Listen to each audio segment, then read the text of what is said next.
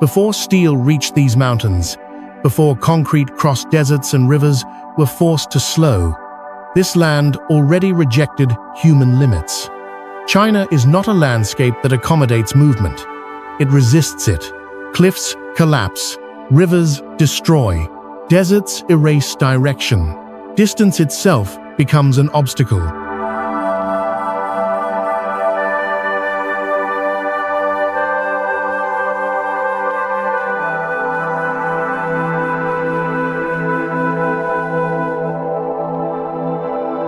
This is not a story about impressive buildings, it is a story about confrontation. Across Sichuan, highways cling to mountainsides, where gravity never rests. In Guizhou, bridges stretch across voids so deep the ground vanishes into cloud. Rivers once feared as national disasters are interrupted by walls of concrete tall enough to rewrite history. Deserts known as seas of death are crossed by roads that must survive, shifting sand, isolation, and extreme heat without mercy.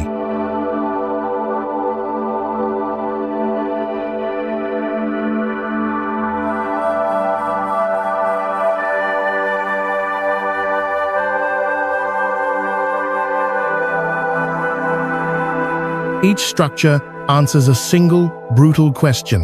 How do you move where the land refuses passage? How do you cross water that never stands still? How do you control a river that has shaped civilization through destruction? How do cities grow when land itself runs out?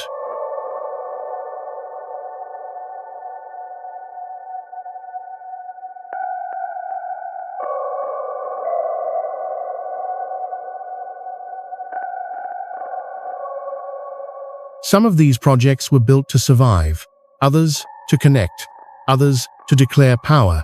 Ancient walls follow ridgelines for thousands of miles. Modern towers twist to defeat typhoon winds. Airports replace entire districts. Ports function like machines that never sleep. Here, scale is not decoration. Height is not spectacle. Size is necessity.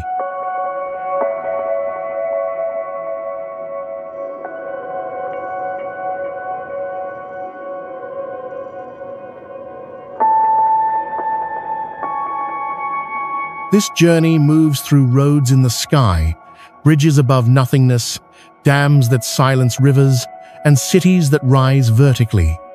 Each location marks a moment where retreat was not an option. This is China's hidden geography, shaped not only by nature, but by the structures built to challenge it.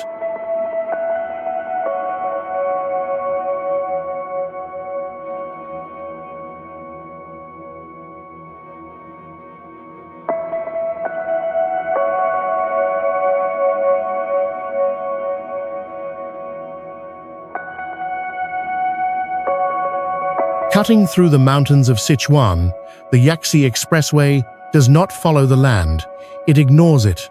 Stretching roughly 149 miles along the Beijing-Kunming route, this highway advances through a region where cliffs fracture without warning, valleys fall away into fog, and weather changes faster than visibility allows. Here, the ground is unreliable, so the road rises.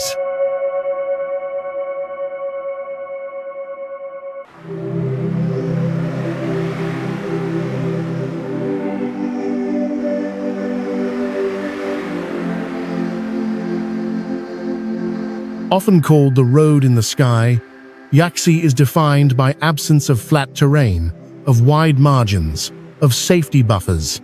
Bridges emerge from cloud banks, like unfinished structures, their pillars anchored hundreds of feet above unseen riverbeds.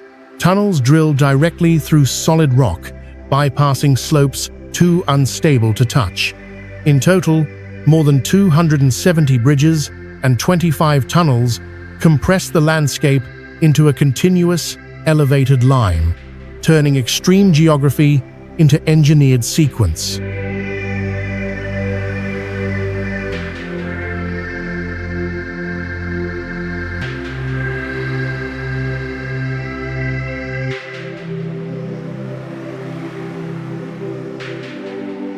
Construction here was never a matter of speed. It was endurance. Engineers faced landslides, rockfalls, heavy rain, snow, and freeze-thaw cycles that shift entire mountainsides by inches each year. Foundations had to be drilled into fractured stone. Pillars were reinforced to survive seismic movement and long-term erosion. Every segment was designed under the assumption that the environment would eventually try to destroy it, and it often does.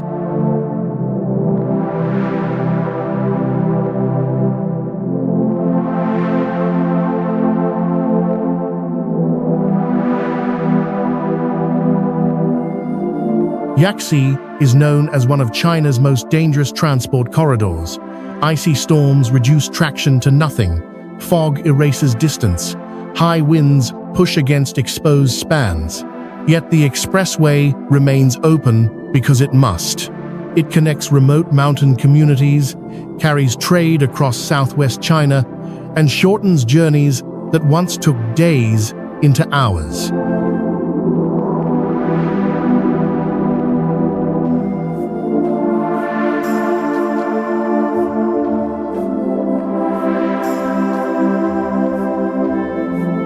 Here, the highway is not infrastructure alone. It is a negotiation with gravity, weather, and geology renewed every single day above the clouds.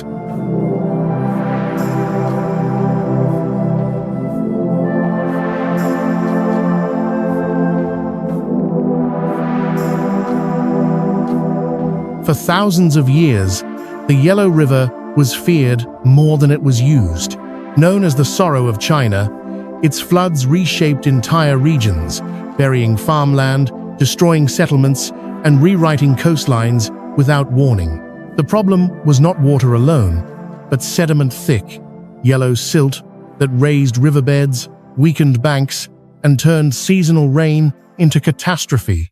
Xiaolangdi Dam was built to confront that instability directly.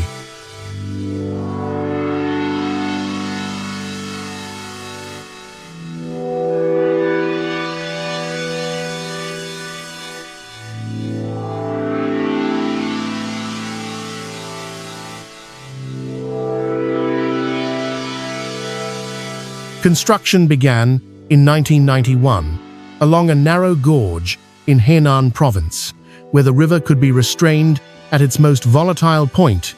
After more than a decade of work, a concrete barrier over 500 feet high and nearly 5,000 feet long rose across the valley. Behind it, a reservoir capable of holding more than 42 billion cubic meters of water transformed the river from an unpredictable force into a regulated system.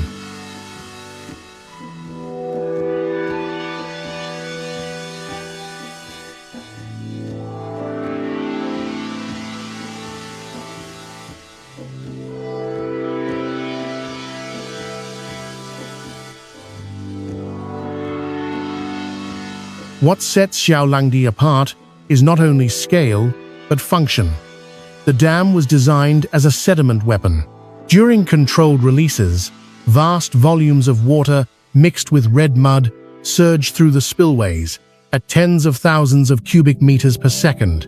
From a distance, the outflow looks like a colossal dragon striking the valley floor, violent by design, flushing sediment downstream to prevent the river from choking itself.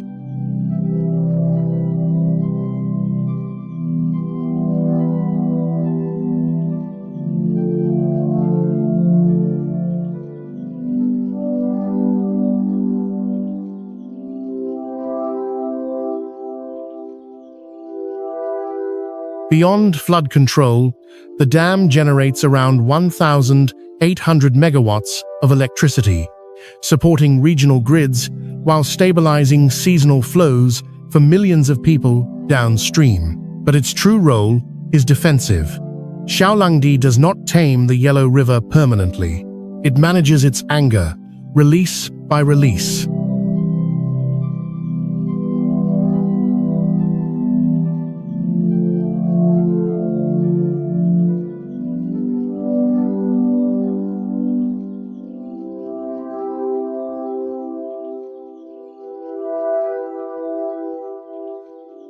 Here, engineering does not erase danger, it schedules it.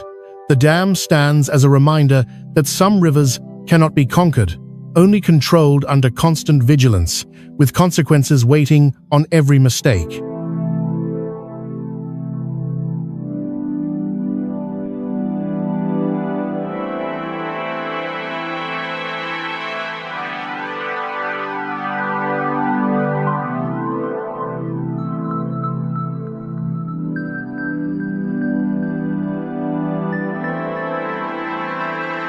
Rising from the edge of the South China Sea, the Guanyin of Nanshan stands, where land, water, and sky meet without barrier.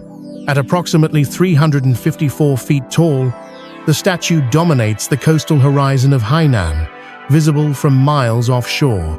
Unlike monuments embedded in mountains or cities, this figure is exposed, surrounded by salt, wind, shifting tides, and open sky on all sides.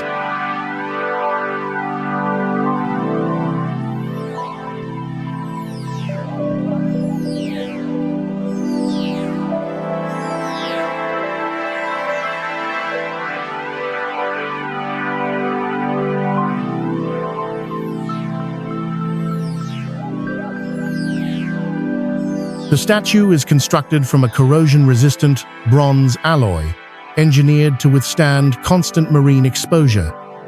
Here, durability is not theoretical. Salt spray accelerates decay. Coastal storms arrive without shelter. Every joint, surface treatment, and internal support was designed with long-term survival in mind. The structure's strength allows it to remain bright and intact despite the harsh environment.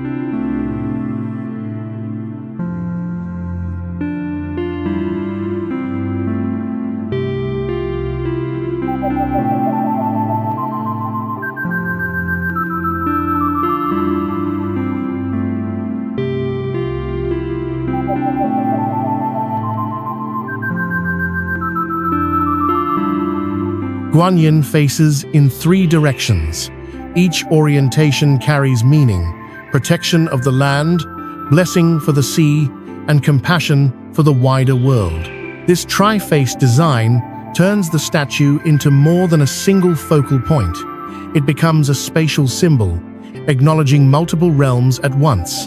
The lotus base extends above the water, allowing visitors to look upward, while surrounded by a nearly 270-degree ocean view.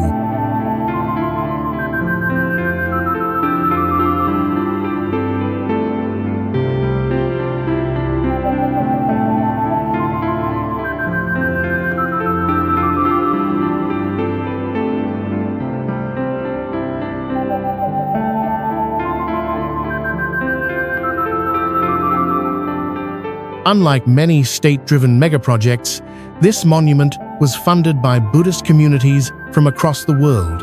Its construction reflects a shared spiritual investment rather than territorial ambition. Yet its scale places it firmly among China's largest human-made structures, bridging faith and engineering without softening either.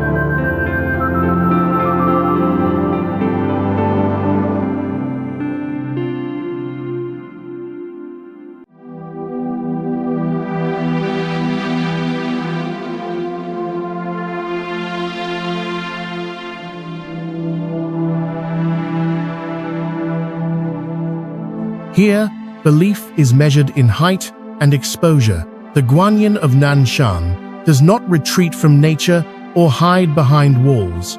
It stands fully revealed to wind, water, and time, an act of devotion expressed through permanence, visibility, and endurance at the edge of the sea.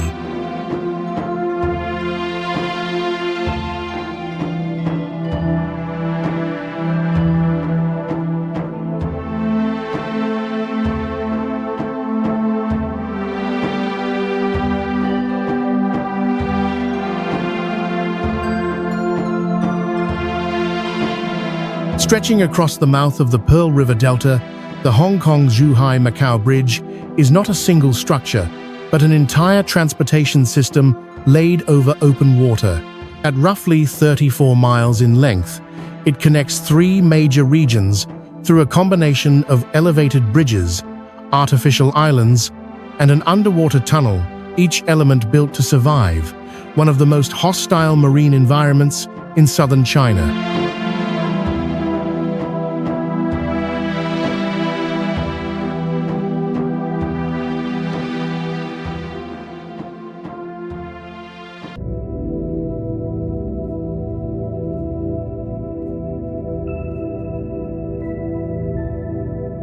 The challenge here was not distance alone. The delta is exposed to frequent typhoons, strong tidal currents, heavy ship traffic, and soft seabed layers formed over thousands of years. Engineers drove foundation piles more than 130 feet deep through mud and sedimentary rock, anchoring the structure against movement that never fully stops. The bridge was designed to endure winds exceeding 200 miles per hour and earthquakes reaching magnitude 8.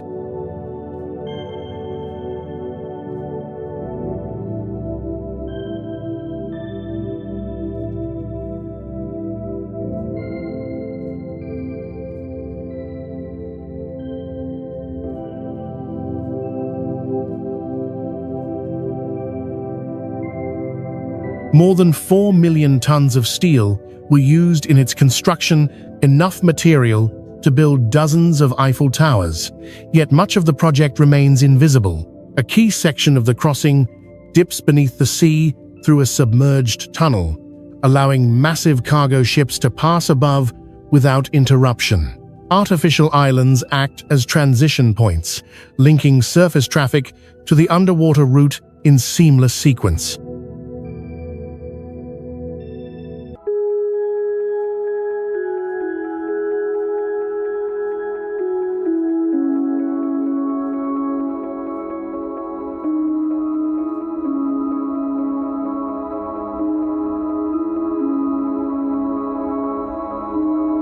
For travelers, the result feels deceptively simple. What once required hours by ferry now takes about 30 minutes by road. But beneath that convenience lies a deliberate act of regional integration. Vehicles cross from Hong Kong to Macau to Zhuhai without breaking motion, passing through different administrative systems as if they were a single space.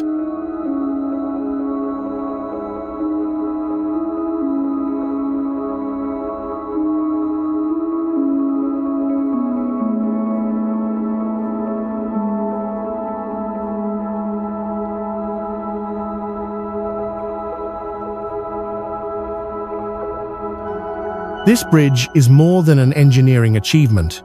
It represents a new geographic reality, one where the sea is no longer a barrier, but a surface engineered for connection, speed, and continuous flow.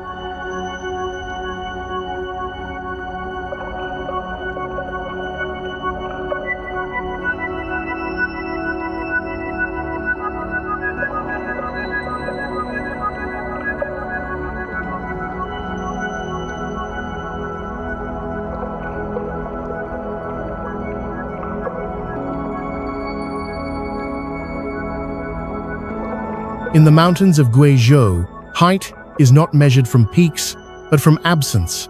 Valleys plunge so deep that rivers disappear into shadow long before reaching the bottom. It is across one of these voids that the Douge Bridge was built, suspended nearly 1,850 feet above the ground, making it the highest bridge in the world, from deck to valley floor.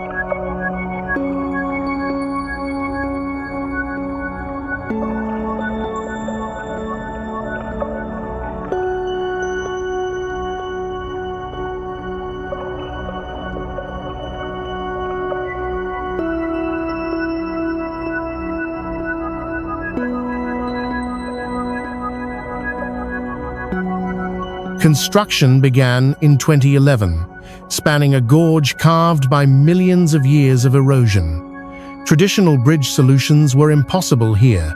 There was no room for intermediate supports, no stable ground at the center, and no margin for error. Engineers chose a cable-stayed design with a main span of more than 4,500 feet, allowing the bridge to cross the entire chasm in a single leap.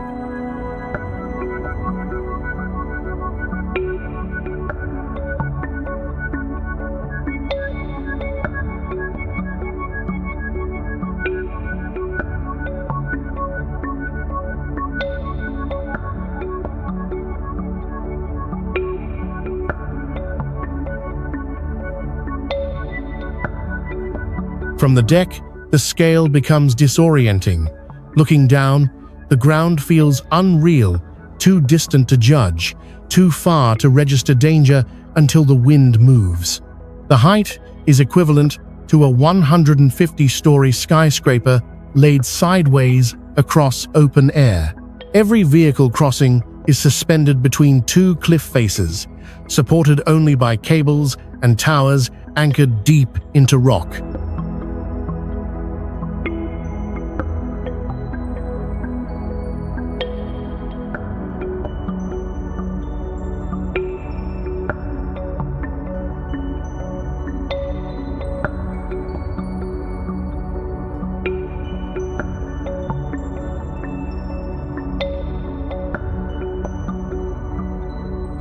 Building at this altitude introduced constant challenges. High winds, temperature shifts, and difficult access slowed progress. Materials had to be lifted from far below. Crews worked in conditions where safety systems were as critical as structural ones. Every component was designed to tolerate vibration, seismic movement, and long-term stress.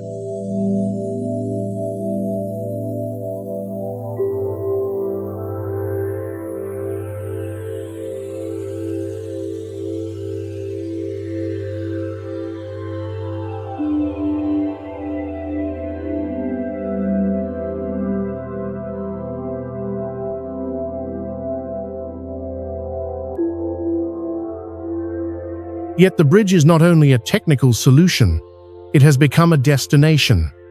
Thousands of visitors arrive each year, drawn by the overwhelming view and the simple fact of standing so far above the earth.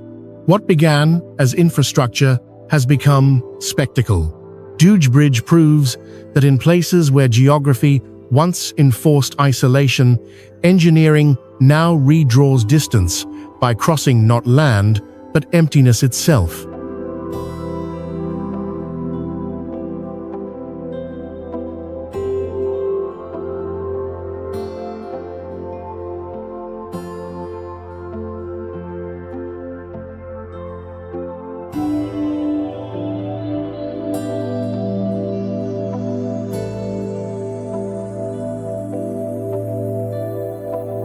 Extending across the open waters of Jiaozhou Bay, the Qingdao Bay Bridge transforms the sea into a surface for continuous movement. Stretching approximately 16.6 miles from shore to shore, it is one of the longest sea-crossing bridges in the world, built to function where waves, wind, and salt never pause.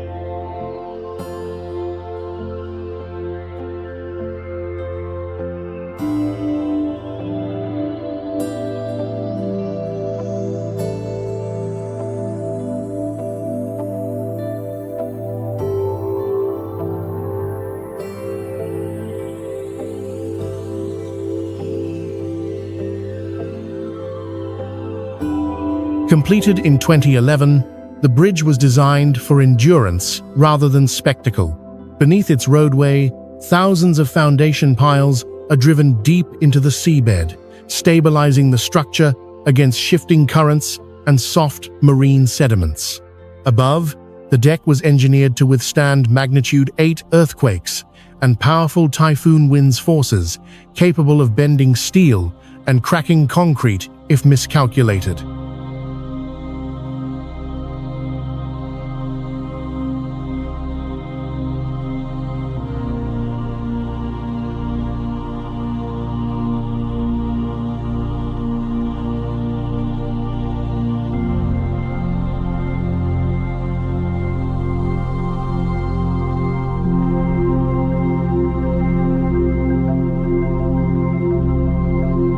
Construction demanded scale. Roughly 45,000 tons of steel and more than 2.3 million cubic meters of concrete were poured into the project, enough material to construct hundreds of high-rise buildings. Every segment had to resist corrosion from saltwater exposure while remaining flexible enough to absorb vibration and thermal expansion.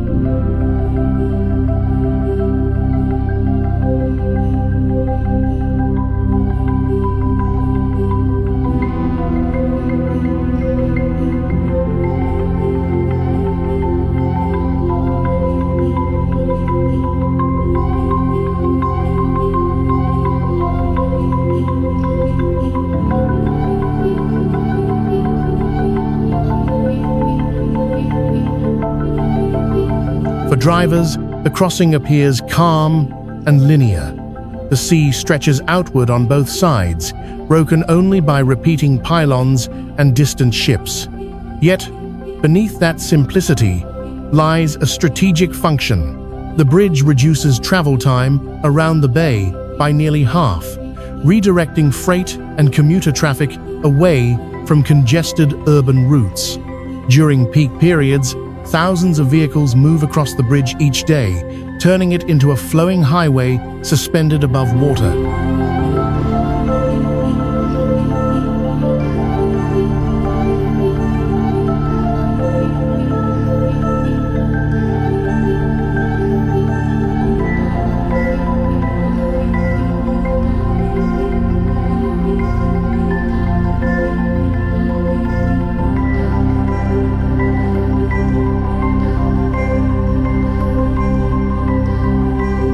Qingdao Bay Bridge is not designed to dominate the landscape.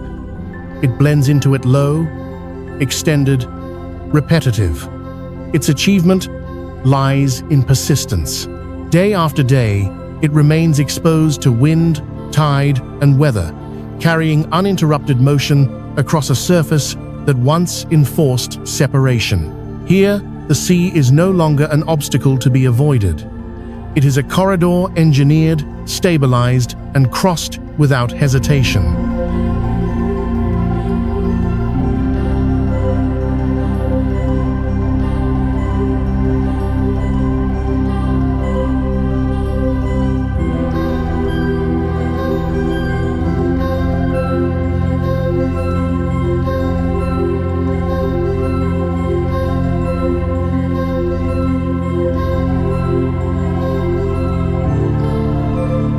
At the edge of the East China Sea, Shanghai Port operates at a scale where movement never stops. It is the world's busiest container port, a logistical organism that processes global trade with industrial precision. Here, geography is flat, but the challenge lies beneath the surface, fast silting waters that constantly threaten depth and access for the largest ships on Earth.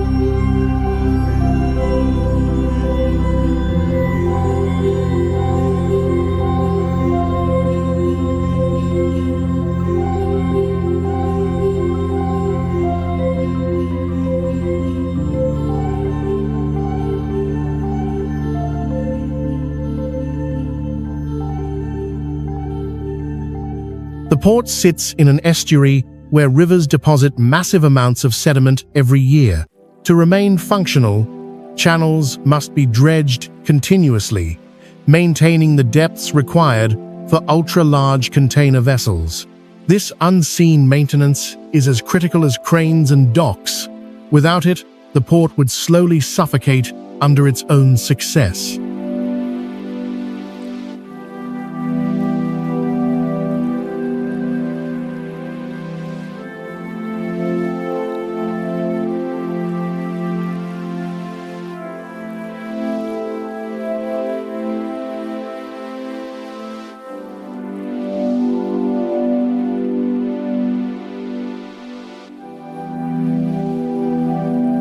Since the mid-2000s, container throughput has surged past every global rival. Miles of terminals stretch along the coast and onto offshore islands, forming a distributed system rather than a single harbor. Towering gantry cranes, some rising over 400 feet, move in synchronized patterns, lifting steel boxes with mechanical calm. From above, the port resembles a grid in constant motion, containers stacking and unstacking like data blocks in a living machine.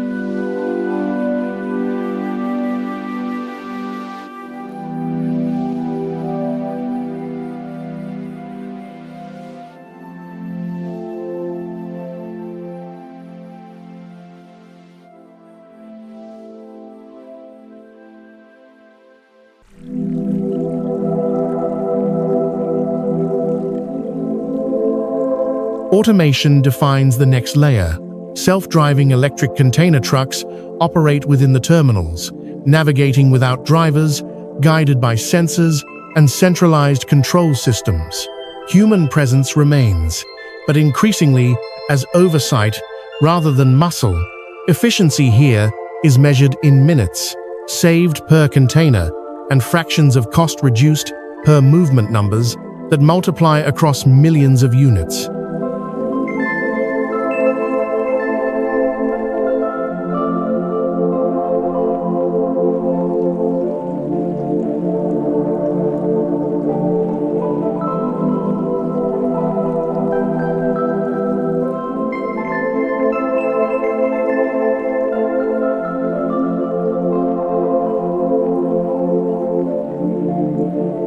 Shanghai Port is not dramatic in appearance.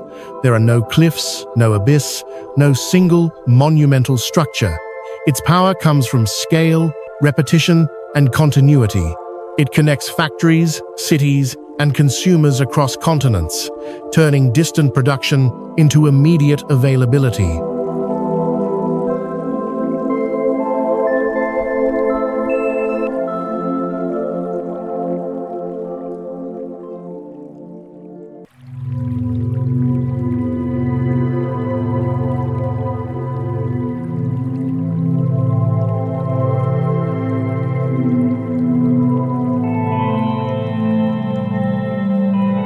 In this place, globalization becomes physical.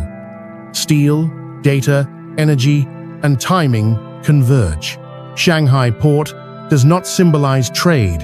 It executes it relentlessly every hour of every day, at a scale few places on Earth can match.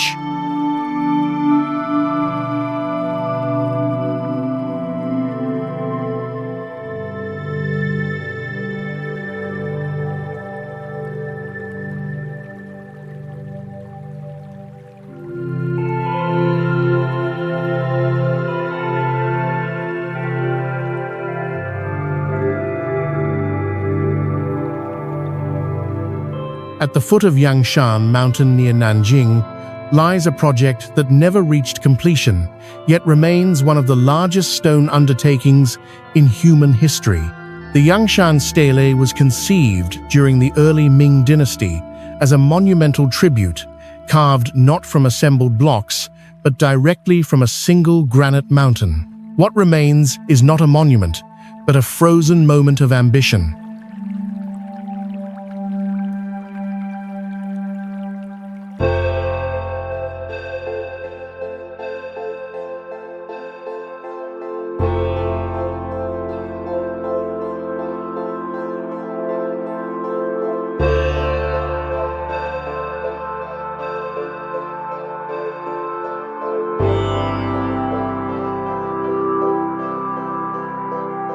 The granite here is pale, grey, and exceptionally durable, ideal for imperial memorials, and nearly impossible to move. 3 massive stone components were cut separately: the base, the body, and the cap. The largest block measures roughly 540 feet long, 200 feet wide, and 100 feet tall, with an estimated weight exceeding 16,000 tons.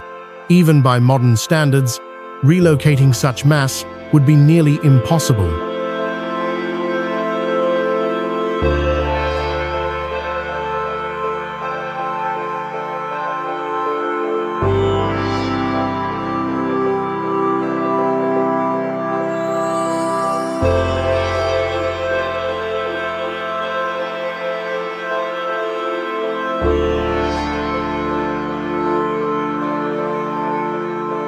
The quarry itself looks less like a construction site and more like a geological rupture. Vertical cuts slice into the mountainside. Smooth, unfinished faces reveal where labor stopped. Had the stele been erected, it would have stood taller than the Statue of Liberty and many of the world's great monuments, dominating the landscape far beyond its intended audience. But the project was abandoned. The stone was simply too large to transport.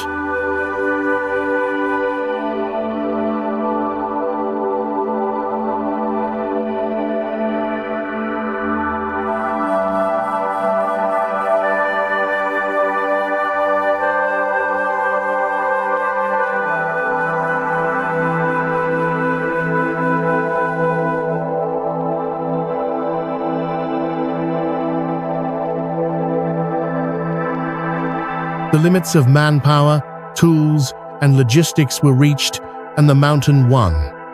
What remains is a negative space evidence of where human ambition exceeded practical reality.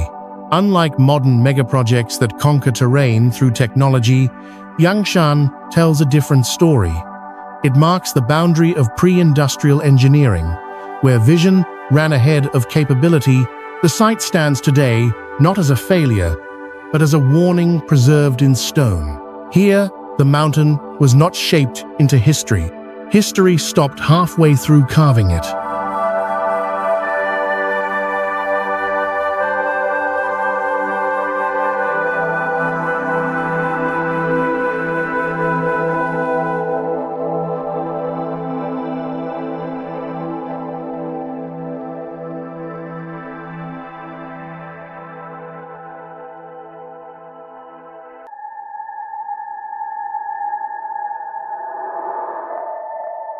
Winding across mountains, deserts, and open plains, the Great Wall of China is not a single structure, but a system built over centuries. Extending for more than 13,000 miles in total length, it remains the longest military defense line ever constructed by human hands. Its purpose was simple and absolute: delay, detect, and repel threats from the north.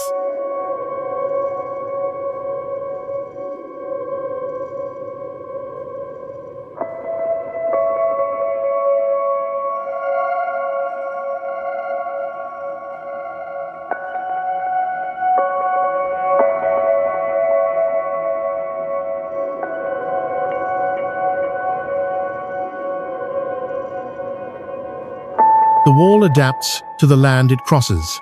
In rocky regions, it rises from stone. Across deserts, it becomes packed earth, reinforced with wood and gravel. In fertile plains, fired brick dominates. Some sections stand over 30 feet high and nearly 20 feet wide, broad enough for soldiers, weapons, and supply movement along the top. This was not a barrier alone, it was a functioning military corridor.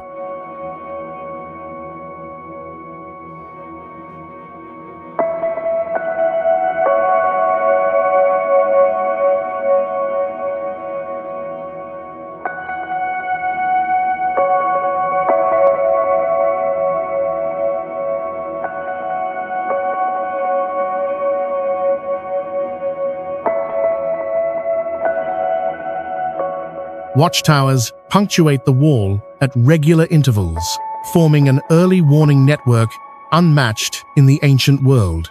Smoke by day and fire by night carried messages across vast distances in minutes, allowing entire regions to prepare for invasion. Geography was turned into communication.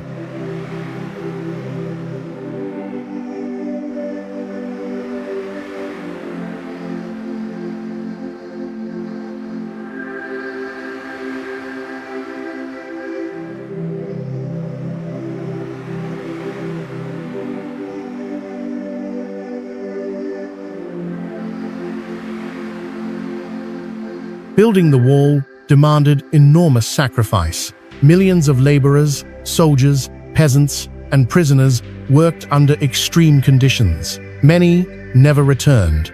Their effort is embedded in the wall's fabric, making it both a monument of defense and a record of human cost.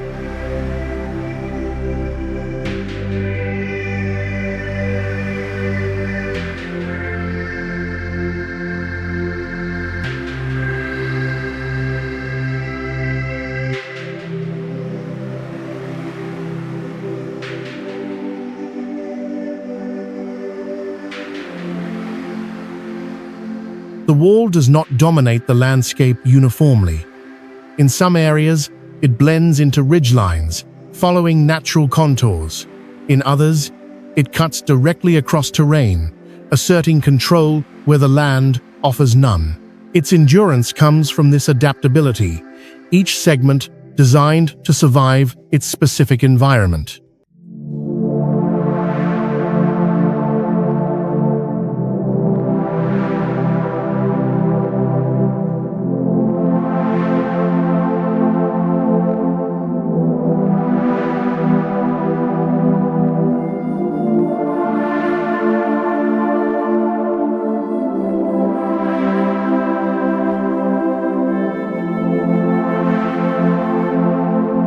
Designated a UNESCO World Heritage Site in 1987, the Great Wall stands today as a reminder that long before modern megaprojects, China was already building at continental scale. It proves that engineering ambition did not begin with concrete and steel, but with stone, earth, and an uncompromising strategic vision.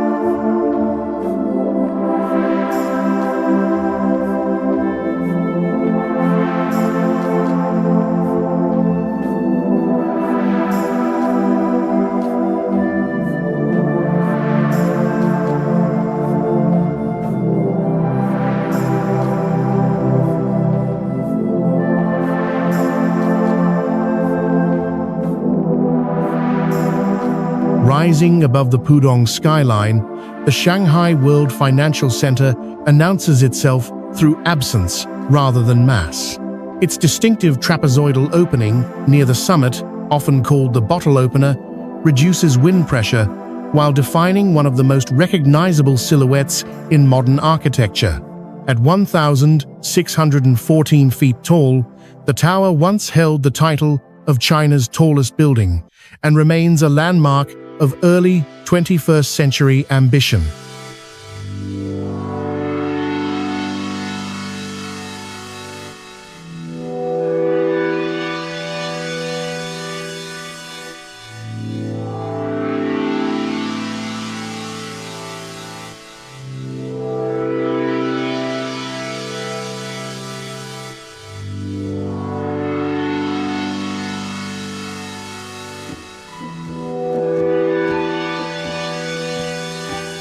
Construction began in 1997 and concluded in 2008 after multiple redesigns driven by both engineering demands and visual balance.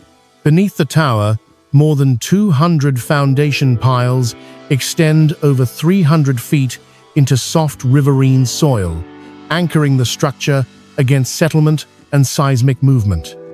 Here, height required depth first.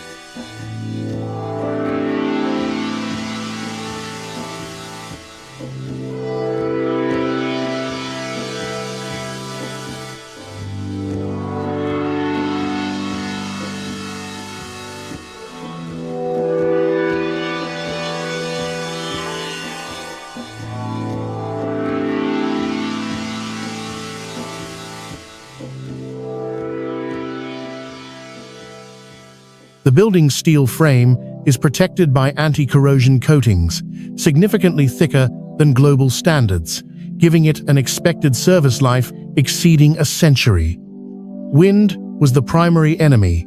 Shanghai's typhoons generate lateral forces capable of twisting tall structures, so the tower's geometry and structural system were optimized to redirect pressure rather than resist it directly.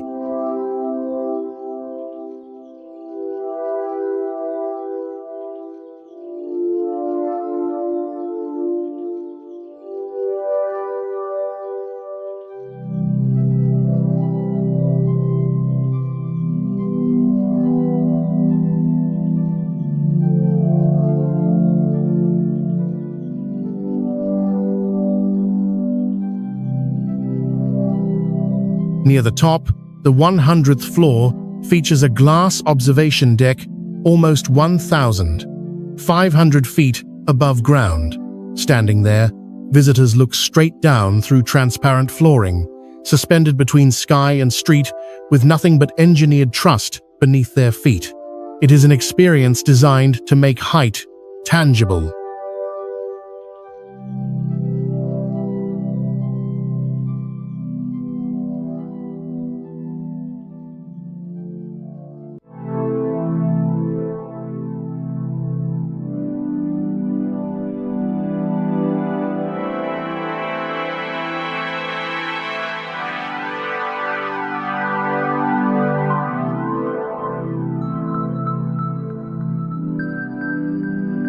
The Shanghai World Financial Center was never meant to stand alone. It forms part of a vertical trio with Jinmao Tower and Shanghai Tower, marking successive generations of super-tall design. In that progression, it represents a transition from symbolic height to technical refinement. This building does not compete for spectacle. It stabilizes, resists, and endures. In doing so, it remains a quiet but enduring symbol of Shanghai's rise into the vertical age.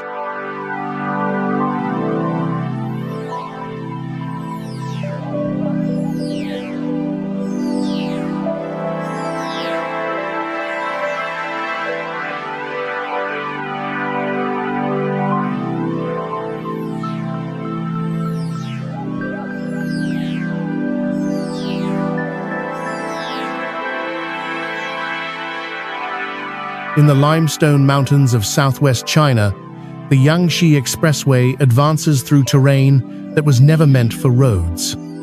Deep gorges cut without pattern, valleys narrow into rock corridors, slopes fracture easily, collapsing under their own weight. Here, construction is not about connecting points on a map, but about negotiating with unstable ground at every meter.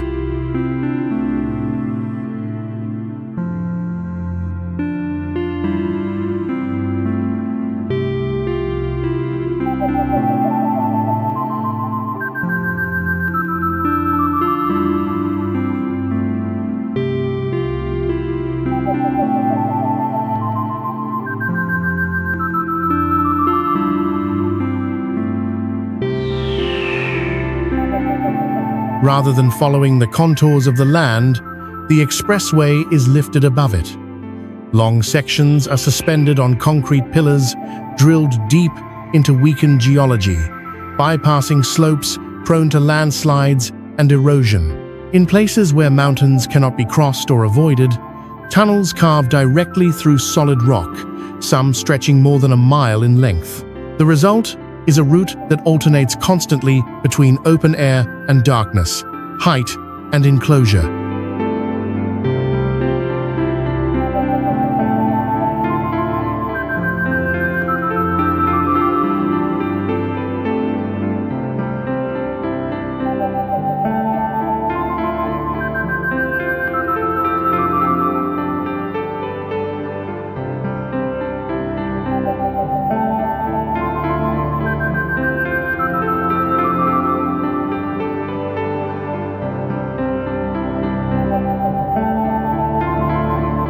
Geological instability defined every design decision. Limestone formations dissolve over time, creating hidden cavities and unpredictable load paths. Engineers reinforced thousands of foundations to prevent subsidence, assuming that the ground beneath them would continue to change long after construction ended. Bridges were designed to flex under wind and thermal stress, while suspension spans exceeding 3,000 feet rely on massive steel cables that sway visibly but remain secure.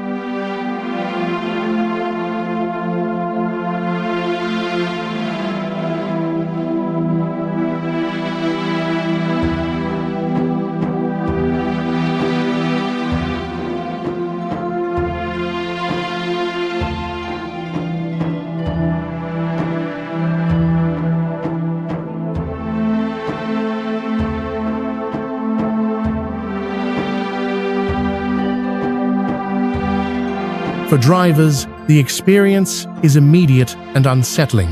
On one side, sheer rock walls rise vertically. On the other, the land drops away into deep chasms with no visual endpoint. Guardrails feel symbolic at this scale, Weather adds another layer: fog compresses visibility, rain turns rock faces slick, and sudden gusts sweep through exposed sections.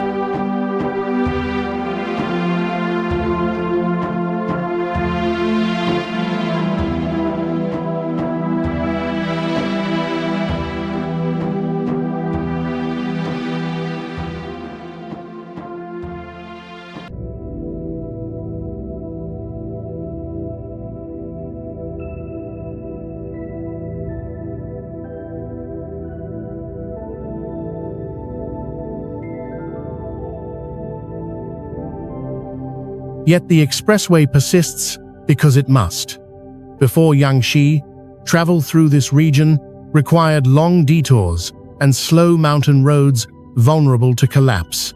The highway reduces isolation, shortens transport times, and allows goods and people to move through terrain once considered unreachable. Yangtze Expressway is not a triumph over nature. It is a continuous compromise held in place by engineering, vigilance, and the assumption that the mountains will never stop pushing back.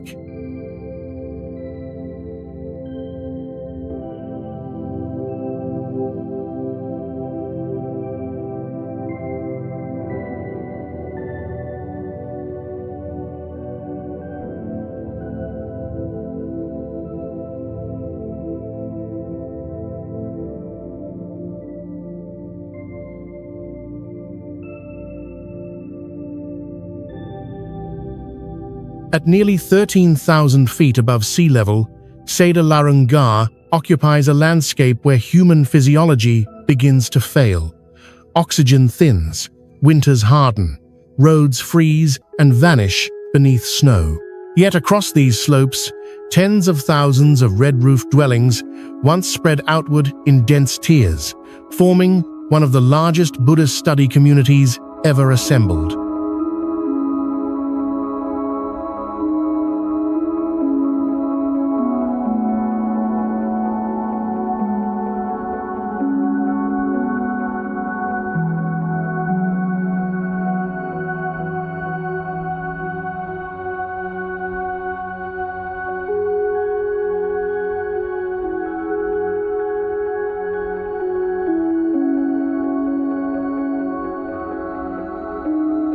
Founded in 1980, Larungar was not designed as a city. It became one through accumulation. Small wooden houses were built wherever the ground allowed, stacked tightly along hillsides to conserve warmth and space. From a distance, the settlement appears almost organic, an eruption of red against brown earth and pale sky. There are no grand avenues, no geometric planning. Movement here is vertical and intimate, defined by footpaths and narrow stairways.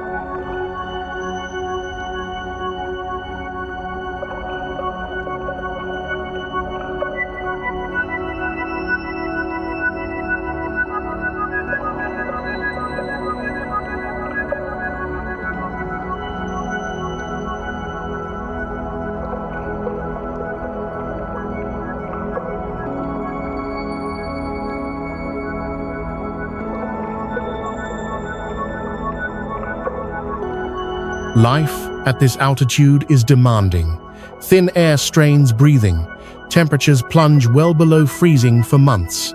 Supplies must travel long distances through difficult terrain. Despite this, monks and lay practitioners gathered here to study together, crossing sectarian boundaries, uncommon in Tibetan Buddhism. Education was organized into 5 disciplines: philosophy, medicine, language, arts, and practice, creating a comprehensive religious academy rather than a retreat.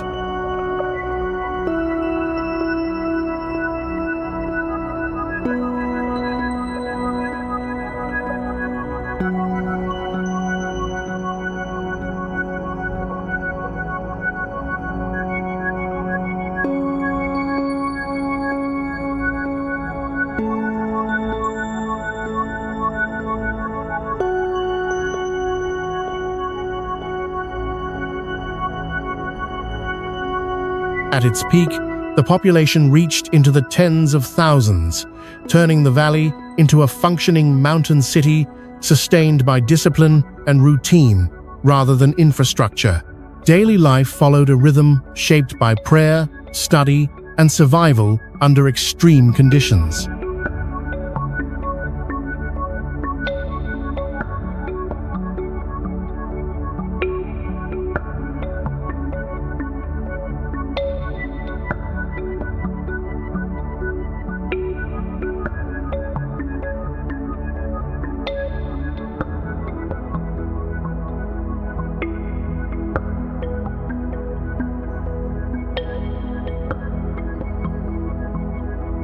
In recent years, demolitions and population limits have reduced its scale, altering the physical density of the site.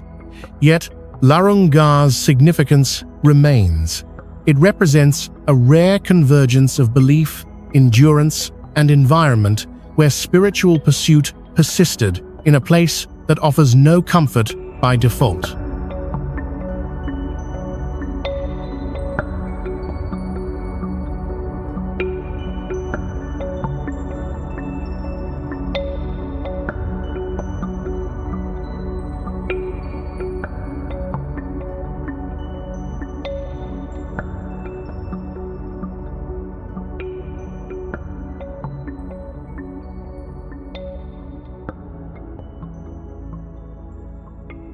Here, altitude is not a backdrop. It is a constant pressure. Cedar Larunga stands as evidence that human communities can form even at the edge of biological tolerance, guided not by convenience, but by conviction.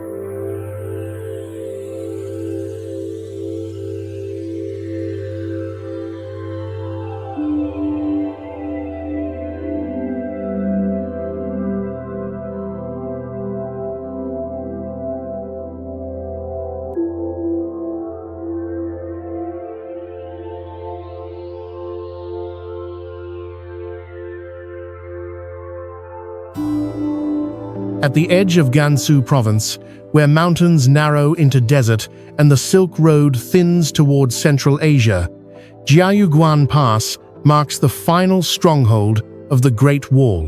Built in 1372 during the Ming Dynasty, it was known as the first and greatest pass under heaven, not for ceremony, but for position. Here, geography funnels movement into a single corridor. Whoever controlled it controlled passage between China and the Western world.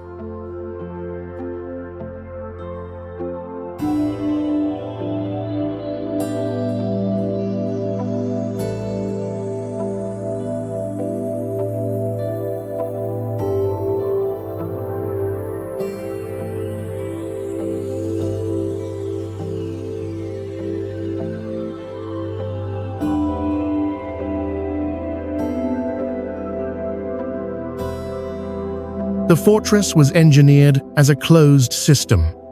Nearly square in plan, its perimeter stretches over 2,000 feet, with walls rising roughly 36 feet high and up to 18 feet thick. Rammed earth and brick form a dense mass designed to absorb impact and resist erosion from sand-laden winds. Watchtowers, bastions, and gates face outward, creating layered defense rather than a single barrier.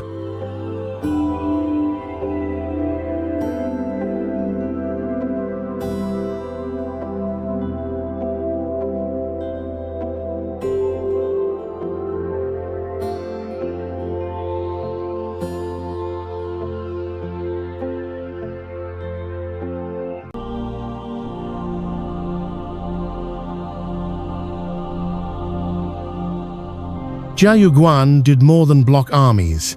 It regulated trade, migration, and exile. For caravans, it was a checkpoint before the desert. For soldiers, the last line of reinforcement. For officials sent west as punishment, it was a psychological boundary, the symbolic end of the empire. Beyond the walls lay open desert and uncertainty.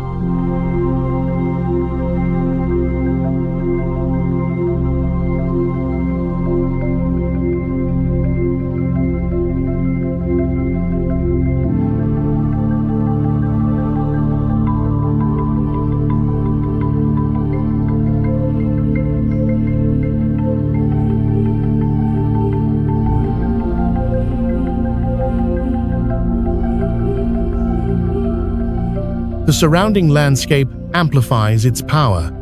To the north and south, mountains rise steeply, leaving only a narrow throat of land between rock and sand. The fortress fills that gap completely. There is no bypass, no alternative route. Defense here relied as much on terrain as on masonry.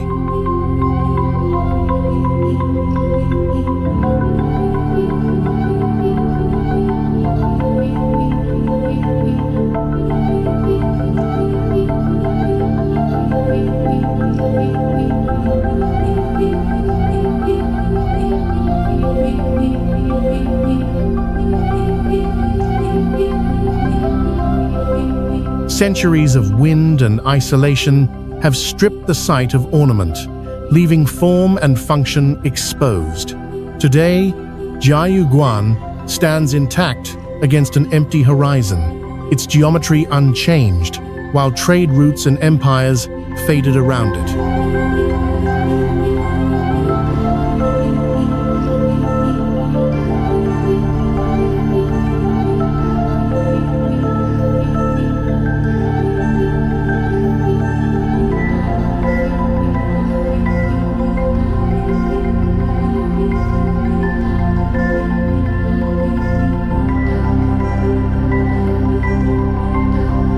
More than a relic, the pass defines a limit. It marks where centralized control ended and the open world began, a reminder that walls are not only built to keep enemies out, but to define where a civilization chooses to stop.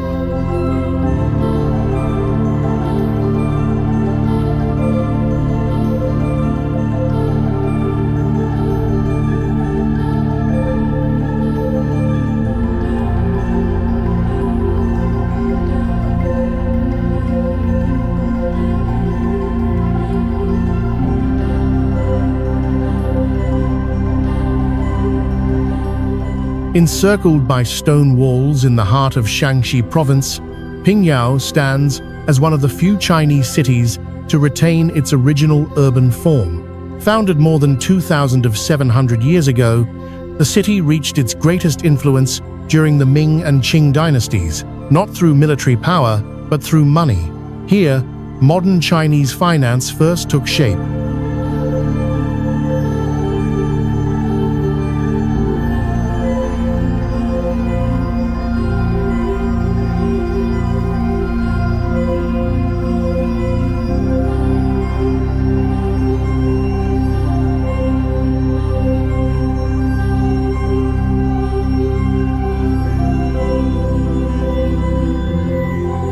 The city walls extend nearly 4 miles in total length, rising over 30 feet high and reaching up to 20 feet thick. 72 watchtowers and thousands of arrow slits ring the perimeter, forming a defensive shell that protected not only people, but capital. Inside, Pingyao follows a strict chessboard layout, its streets aligned for order, surveillance, and control.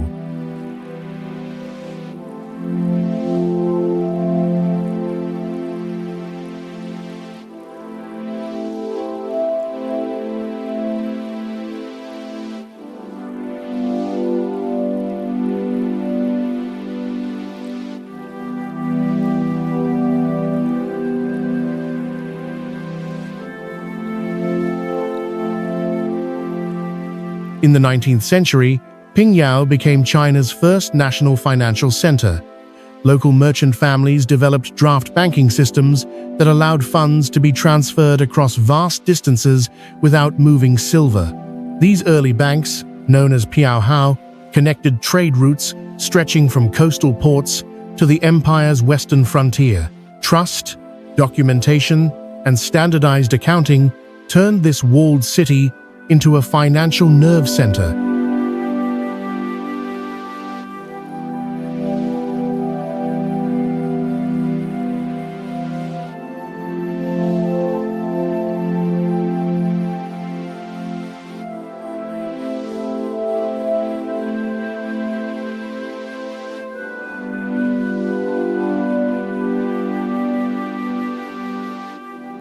Architecture reflects that function. Hundreds of brick and wooden courtyard houses remain intact, many over 400 years old.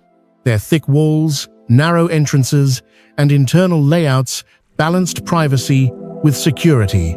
Wealth was stored behind layers of design rather than display.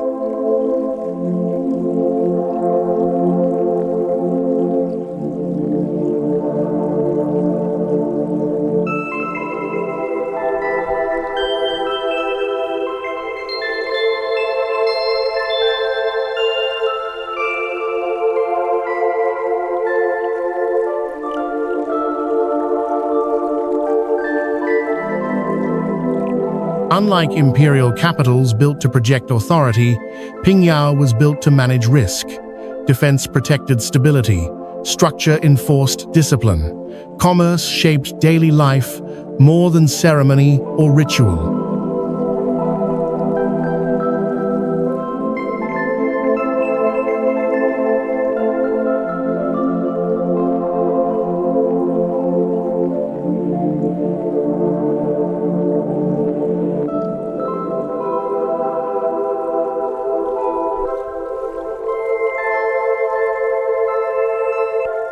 Designated a UNESCO World Heritage Site in 1997, Pingyao is preserved not as a museum, but as a working model of an early financial city.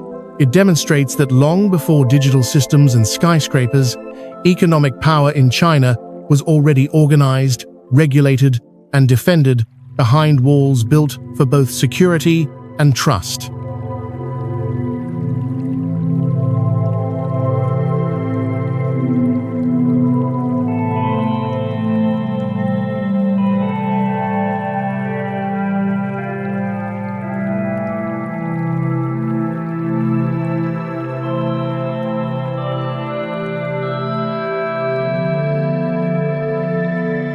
In eastern China's Zhejiang province, Hengdian World Studios spreads across more than 7,000 acres, occupying a scale closer to an urban district than a film set.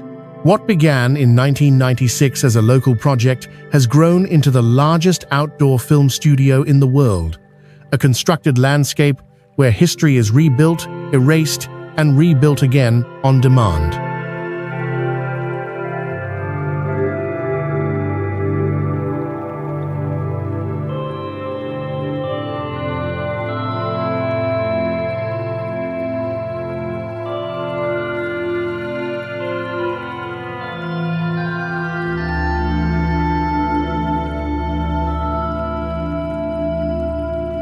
Unlike conventional studios confined to sound stages, Hengdian operates as a permanent physical world. Full-scale replicas of imperial palaces, ancient capitals, battlefields, temples, and old towns stretch across valleys and plains. Walls are real stone. Gates are built to original dimensions. Streets run for miles, allowing entire armies, processions, and city scenes to be filmed without interruption. Scale here is not simulated, it is structural.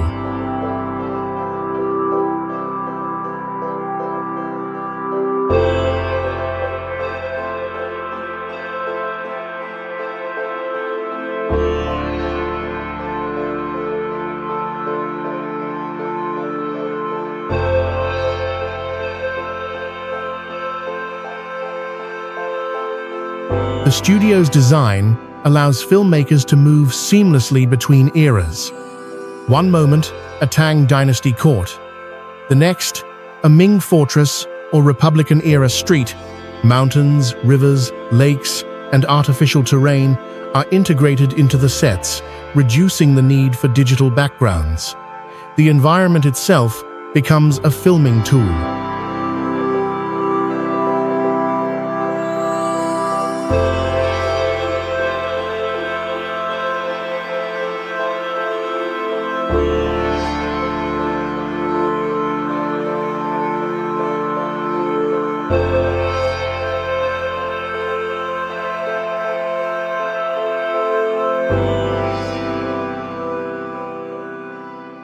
More than 2,000 extras live and work inside the complex year-round, forming a unique resident workforce always available for production. Costumes, choreography, and crowd scenes can be assembled within hours. This constant readiness has turned Hengdian into the backbone of China's film and television industry.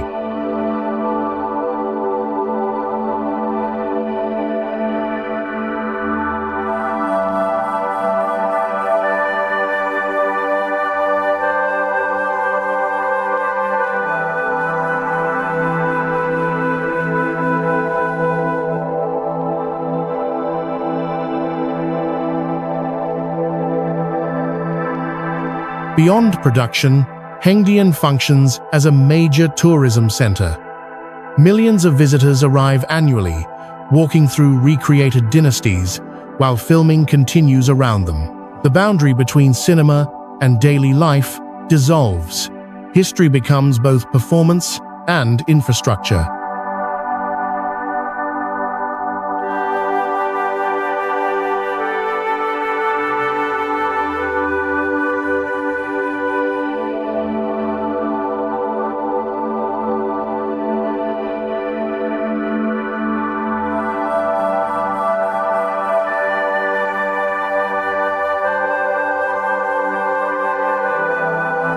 Hengdian is not about preserving the past. It is about reproducing it at scale, repeatedly and efficiently. Here, culture is engineered, staged, and monetized with industrial precision.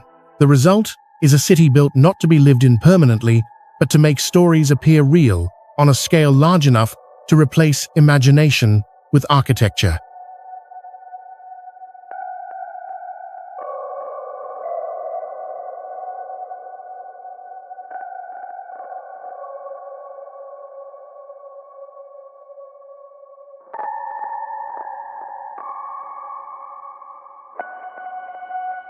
Built along the shores of Taihu Lake in 1987, the Wuxi Film and Television Base was China's first large-scale attempt to merge cinema with physical space.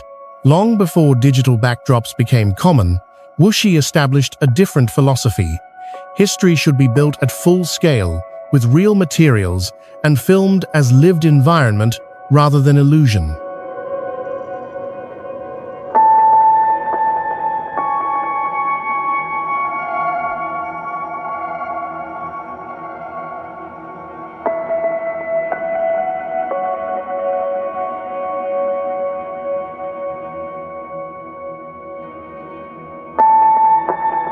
The base covers hundreds of acres and is best known for serving as the primary filming location for classic television adaptations, such as Romance of the Three Kingdoms and Water Margin. Fortresses, military camps, palaces, city gates, and bridges were constructed according to historical records, not cinematic shortcuts. Wooden structures were built from timber, walls rose with stone, and rammed earth. Proportions followed ancient layouts, allowing cameras to move naturally through space without forced perspective.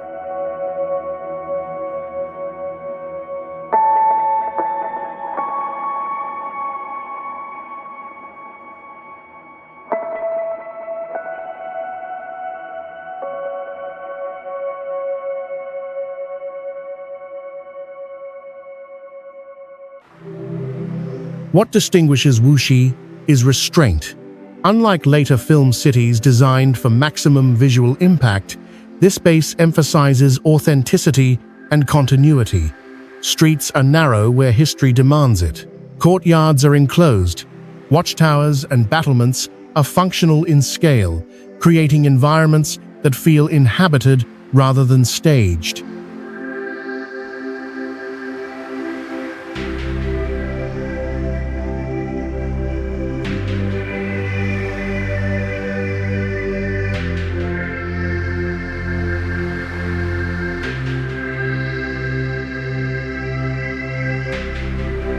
Over time, Wuxi evolved beyond production alone. Visitors can walk the same streets where historical scenes were filmed, wear period costumes, and participate in reenactments and martial arts performances. The site became one of the first in China to successfully combine filmmaking with cultural tourism, turning spectators into participants.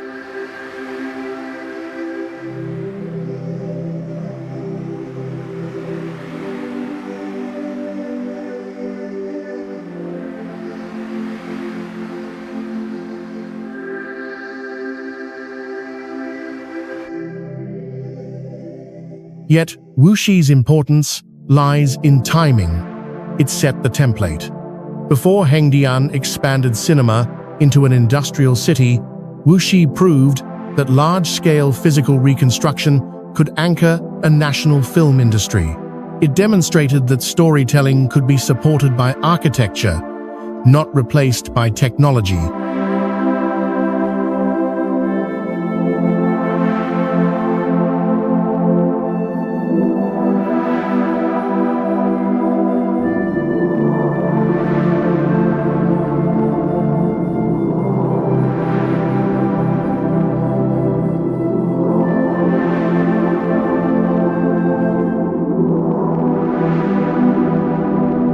Today, the base stands as a transitional landmark, bridging traditional craftsmanship and modern media production. It represents the moment when China's historical narrative shifted from page and stage into permanent, built form, earning wuxi its enduring title as the Hollywood of the East.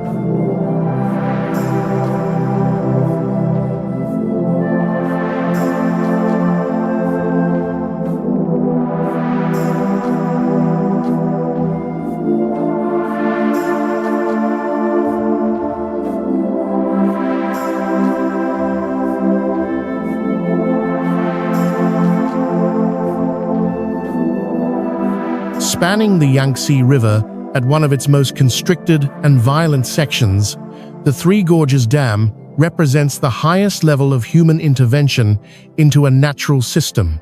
Stretching more than 2.3 kilometers across the river and rising roughly 600 feet above bedrock, it is the largest hydroelectric dam ever built, not only in size, but in consequence.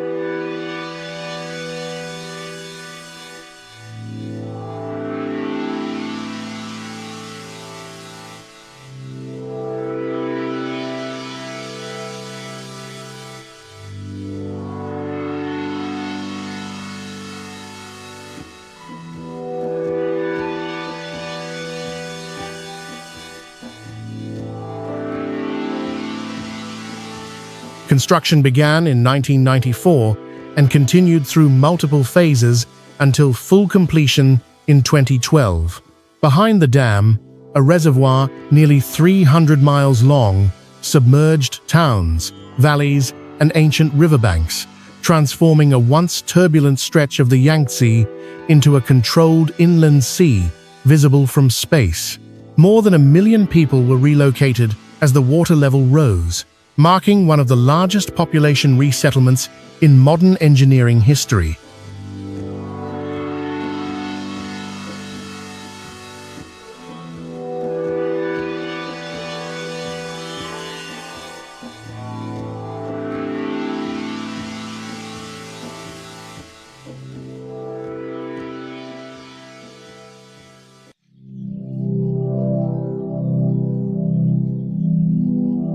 At the core of the structure are over 30 massive generators, with a combined capacity exceeding 22,000 megawatts. This output supplies electricity to tens of millions of households, reducing reliance on coal while stabilizing power across eastern and central China. Yet electricity is only one function.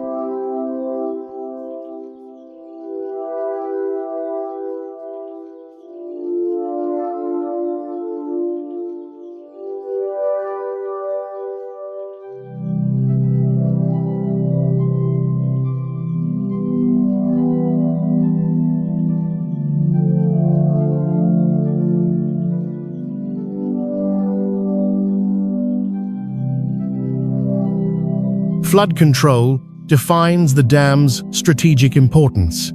The Yangtze has historically unleashed catastrophic floods, killing millions over centuries. The dam moderates seasonal surges, holding back destructive flows and releasing water gradually downstream. It also reshaped navigation. Multi-level ship locks and a vertical ship lift allow large vessels to bypass the dam entirely, turning a once dangerous river section into a reliable transport corridor.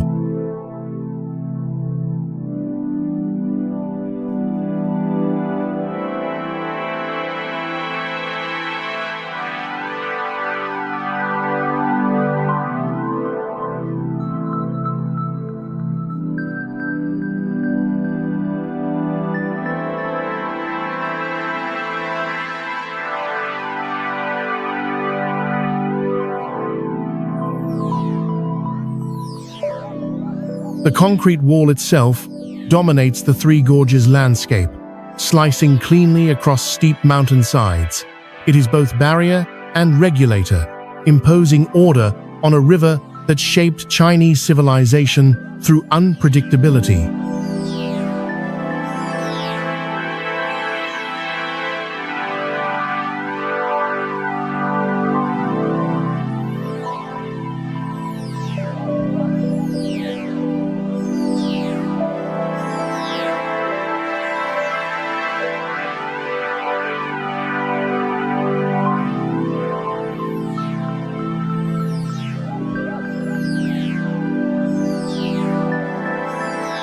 The Three Gorges Dam is not subtle. It does not blend with nature or negotiate quietly. It asserts control at national scale, proof that modern infrastructure can redefine geography, energy, and risk simultaneously, while leaving permanent marks on everything it restrains.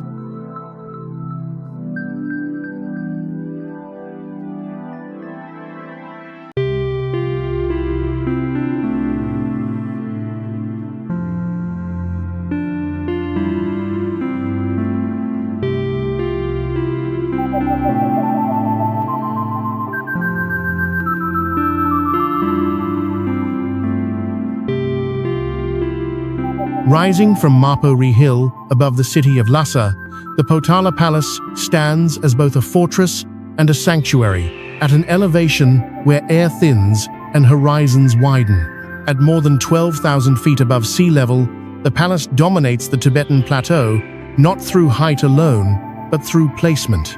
Built into the mountain itself, it commands its surroundings with deliberate permanence.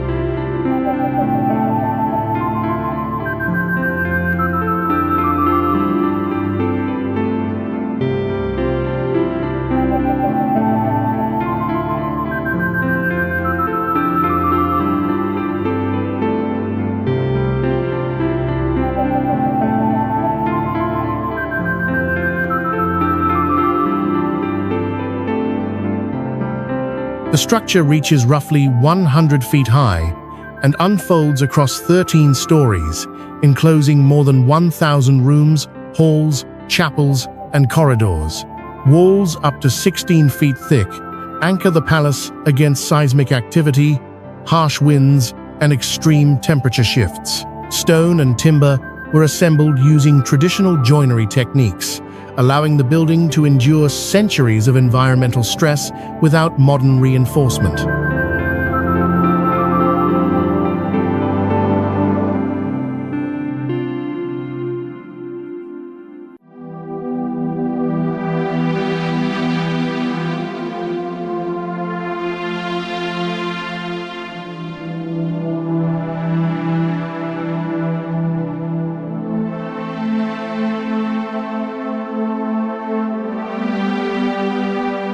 The palace is divided into two distinct realms. The White Palace served as the administrative and residential center, representing governance and daily life. The Red Palace, rising above it, houses sacred chapels, tombs, and ritual spaces reserved for spiritual practice. This vertical separation reflects a rare fusion political authority and religious devotion stacked within a single structure.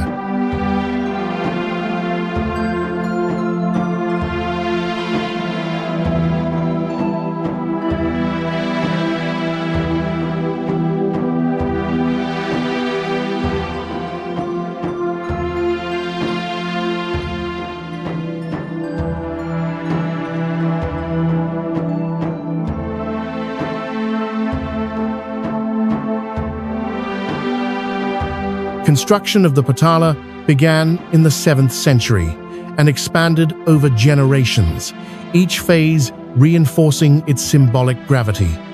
Golden roofs gleam against deep blue skies, visible for miles across the plateau. From a distance, the palace appears less like a building and more like a geological feature stone, rising naturally from stone.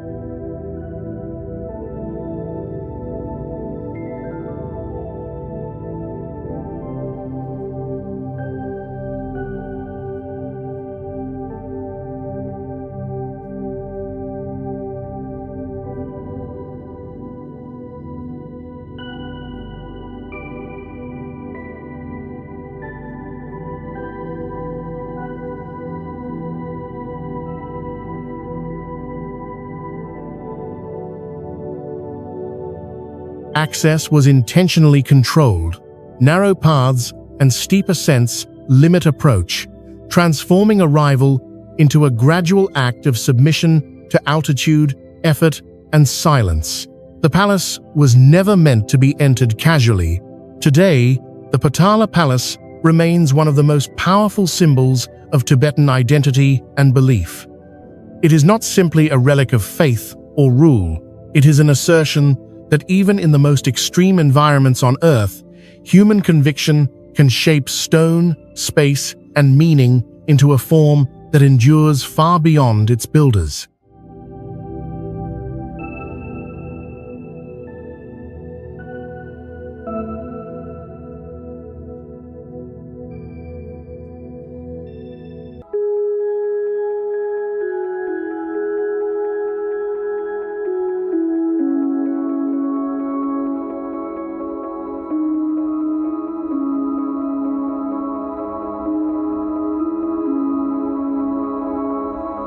Along the limestone cliffs of the Yi River near Luoyang, the Longmen Grottos stretch like a stone archive carved directly into the landscape.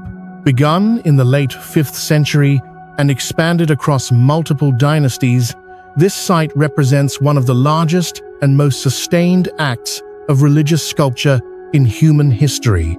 Here, faith was not built upward, it was cut inward.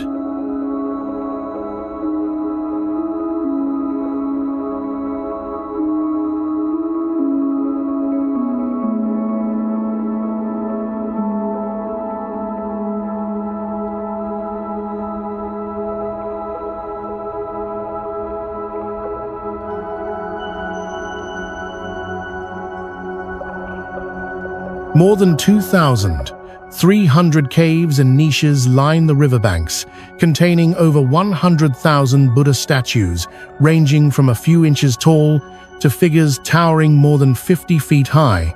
Thousands of inscriptions and reliefs accompany them, recording donors, prayers, and imperial patronage across centuries. The cliffs themselves became pages, and stone became script.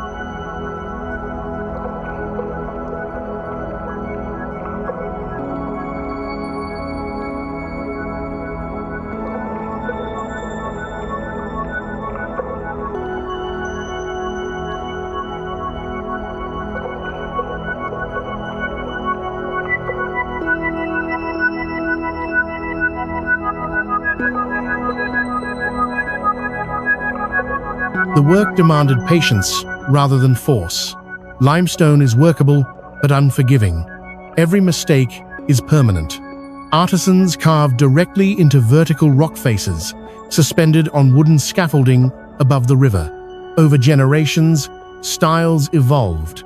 Early figures show strong influences from India and Central Asia, while later, statues become distinctly Chinese in proportion, expression, and symbolism.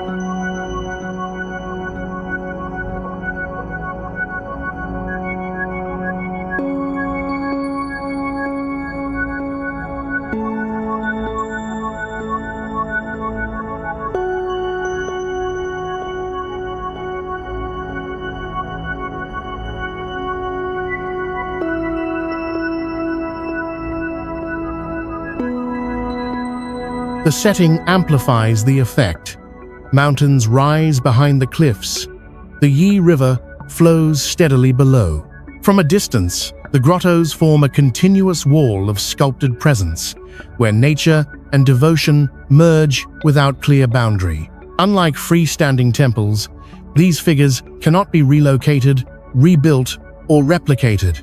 They exist only where the rock allows them to exist.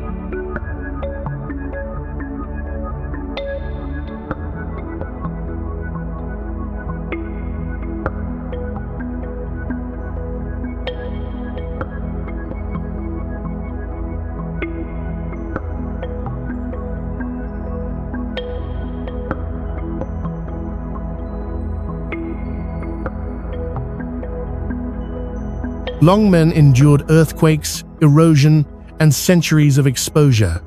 Some statues were damaged or lost, but many remain remarkably intact due to the cliff's structure and the depth of carving. What survives is not a single monument, but accumulation belief layered over time.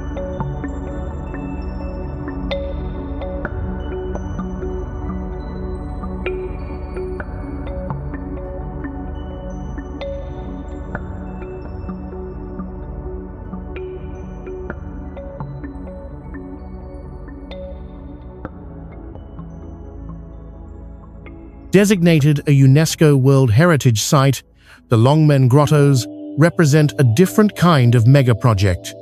No steel, no concrete, no machinery, only time, repetition, and conviction.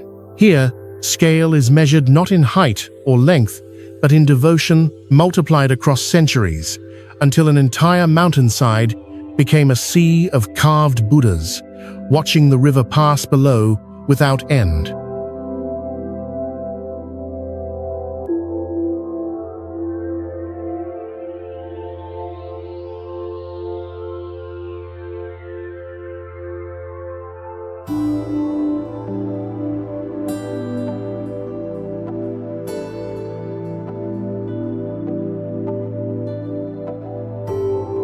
In Chongqing, the ground does not spread outward.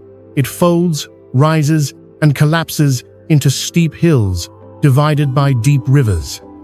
Building a conventional metro system here was never an option. Instead, the city carved one directly into its terrain, creating an urban rail network that moves through mountains, across voids, and at one point, straight through a residential building.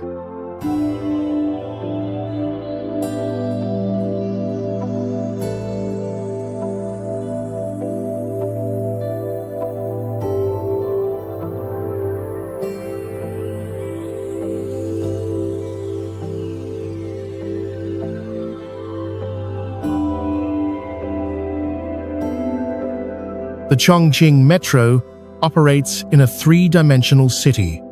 Tunnels plunge more than 300 feet into rock, then emerge onto bridges suspended high above river crossings before disappearing again into hillsides. Elevation changes are constant. Stations sit at radically different heights, compressing vertical travel into minutes rather than hours of climbing.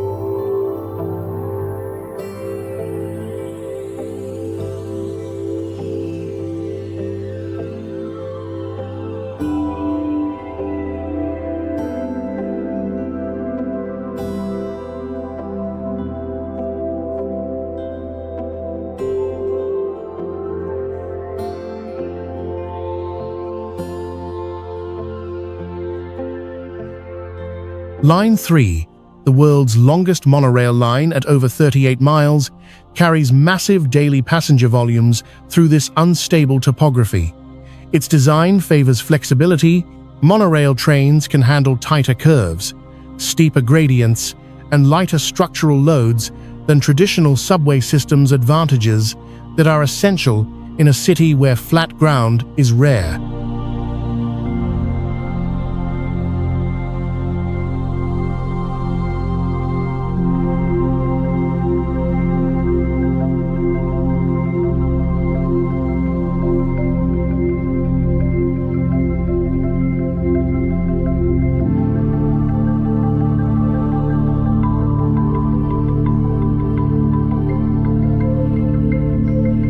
The system's most famous moment occurs at Liziba Station, where trains pass directly through a 19-story apartment building. Rather than demolish the structure, engineers integrated the station into it, isolating noise and vibration so residents can live uninterrupted as trains arrive and depart. What appears surreal is, in fact, precise coordination between architecture and transport.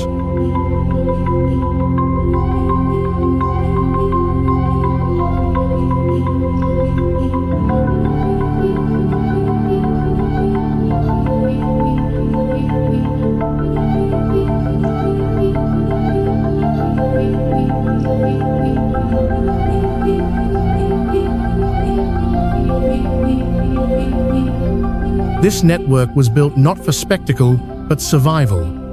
Chongqing's population depends on rapid movement across terrain that would otherwise fragment daily life. Roads alone could not absorb demand. The metro became the city's internal circulatory system, adapting itself to geography rather than reshaping it.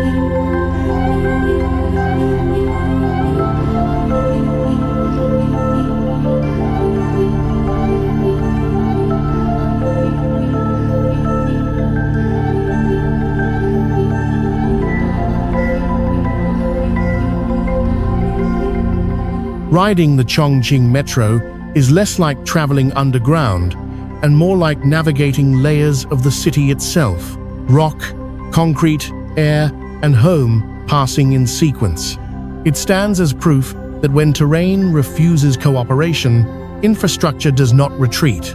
It learns to pass through everything in its way.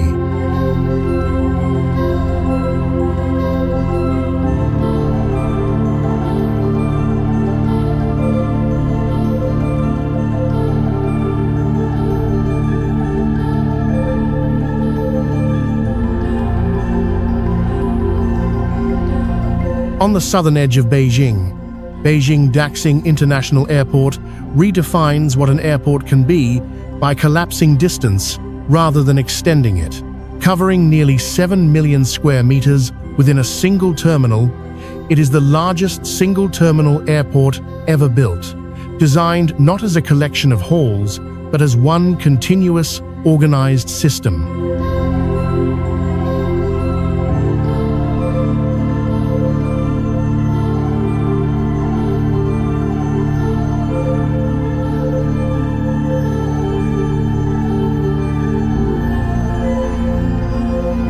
Its starfish-shaped layout is the core innovation. From a central hub, multiple concourses radiate outward, allowing passengers to reach the farthest gate in roughly 8 minutes on foot. In an industry where expansion usually means longer walks and fragmented terminals, Daxing reverses the logic. Scale here is hidden inside efficiency.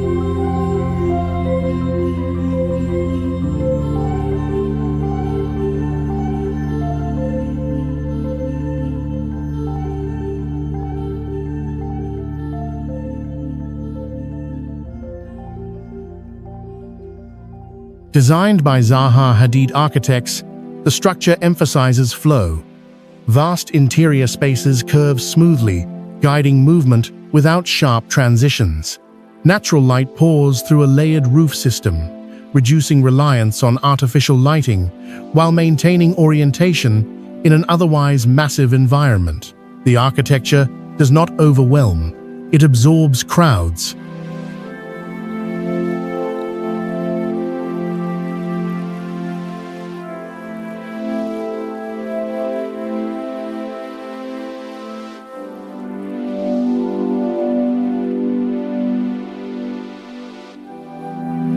Beneath the surface, the engineering challenge was equally extreme. The terminal spans enormous distances without interior columns interrupting space, requiring advanced steel frameworks and seismic reinforcement. Systems for baggage, security, and passenger circulation operate in parallel, synchronized to handle tens of millions of travelers each year without bottlenecks.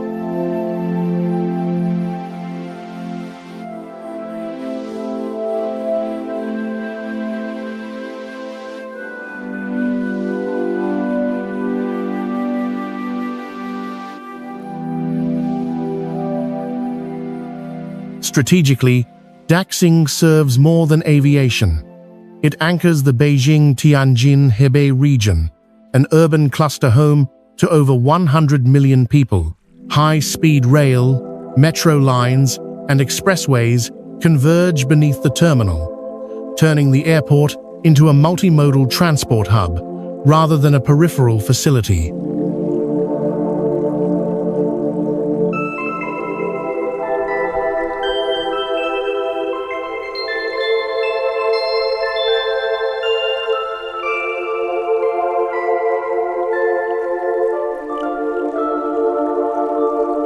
When it opened, international media described Daxing as a new benchmark for airport design, but its true achievement is restraint.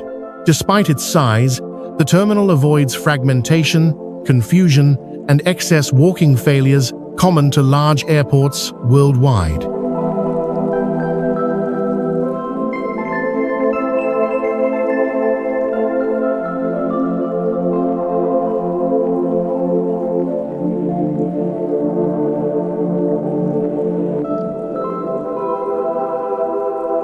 Beijing Daxing does not celebrate scale for spectacle. It uses scale to compress time, reduce friction, and keep movement continuous. In doing so, it demonstrates how infrastructure at extreme size can still feel precise, controlled, and human-centered.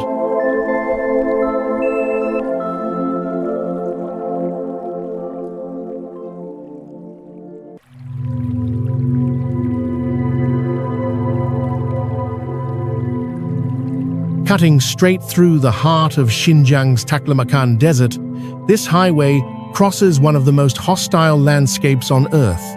More than 80% of its length runs over shifting sand dunes, where wind reshapes the terrain. Daily and orientation can disappear within minutes. For centuries, this desert earned its reputation as the Sea of Death, a place where getting lost often meant never returning.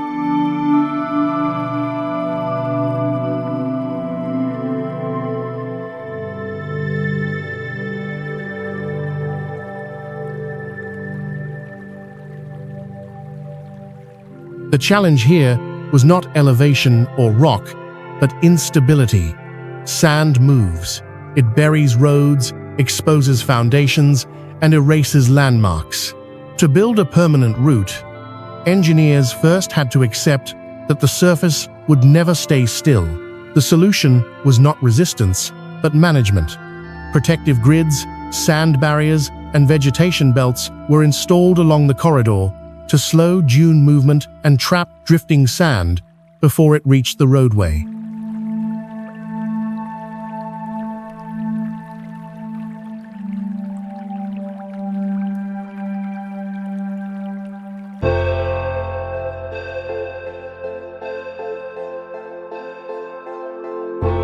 The highway stretches for hundreds of miles, linking previously isolated population centers and resource regions on opposite sides of the desert.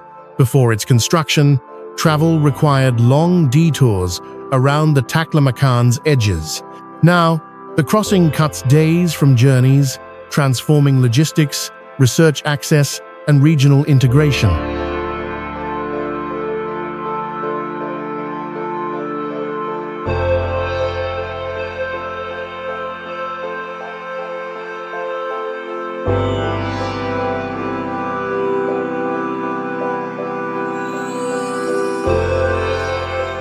Maintenance is constant. Crews patrol the road year-round, clearing sand after storms and reinforcing barriers weakened by heat and wind. Summer temperatures soar. Winter nights freeze. There is no shelter, no margin for failure, and little immediate rescue if vehicles break down far from service points.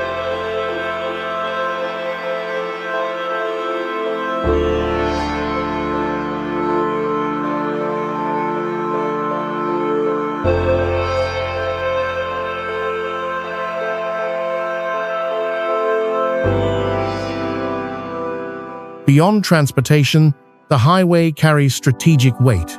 It supports scientific expeditions, energy development, and emergency response, across a region where geography once enforced isolation. Yet, even with modern engineering, the desert never fully yields. Sandstorms still close sections without warning. Visibility collapses. The environment sets the terms.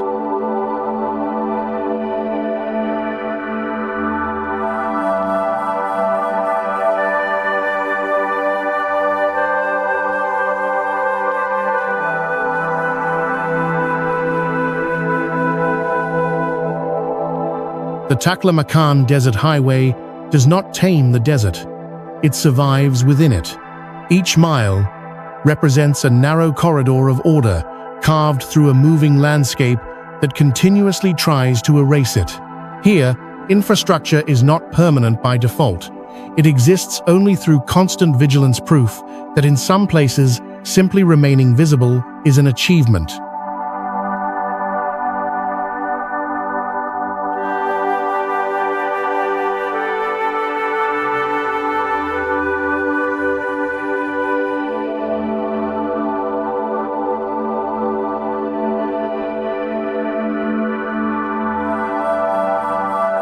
China's greatest water challenge is not scarcity alone, but imbalance. While the south holds abundant rivers and rainfall, the north, home to major cities, farmland, and industry, faces chronic shortages. The South-North Water Transfer Project was conceived to correct that imbalance at continental scale, moving water across the country rather than waiting for nature to cooperate.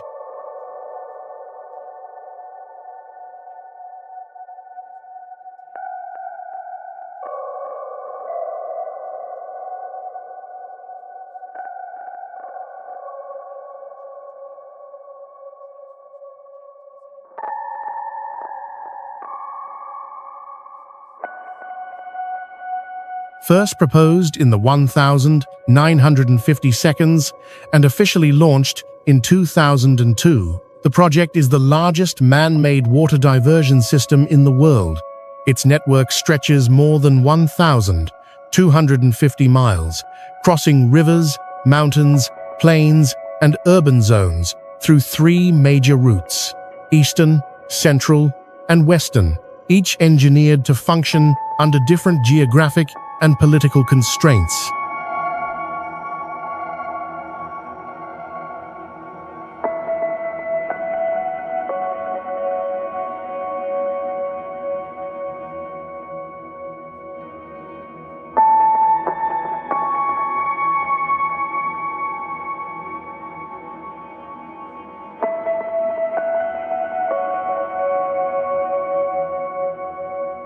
Every year, the system is designed to transfer over 11 trillion gallons of water, supplying hundreds of millions of people in northern China. Canals, tunnels, pumping stations, and aqueducts operate together as a controlled circulation system, redistributing a resource once locked to regional geography. In some sections, water flows across elevated channels. In others, it moves through deep tunnels beneath rivers and cities.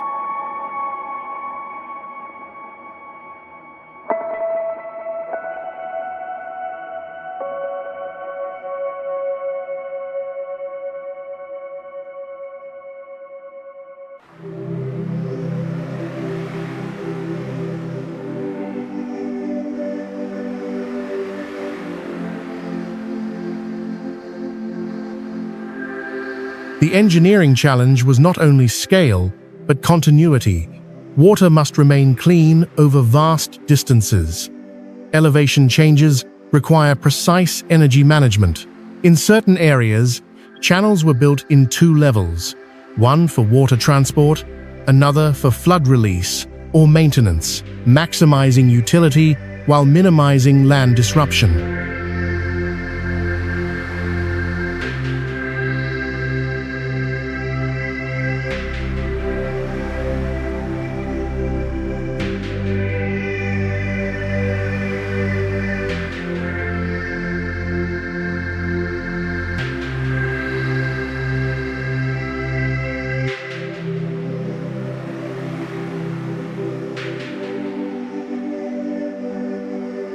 The project reshaped more than infrastructure. Communities were relocated. Ecosystems adjusted. River systems downstream of diversion points changed behavior. This was not a neutral intervention, but a strategic one, trading local impact for national stability. The South-North Water Transfer Project does not create water, it reallocates survival. It represents a shift in thinking from adapting cities to rivers to redesigning rivers for cities. Here, water becomes an engineered commodity, routed like power or data. And once a nation begins moving rivers by design, geography itself becomes negotiable.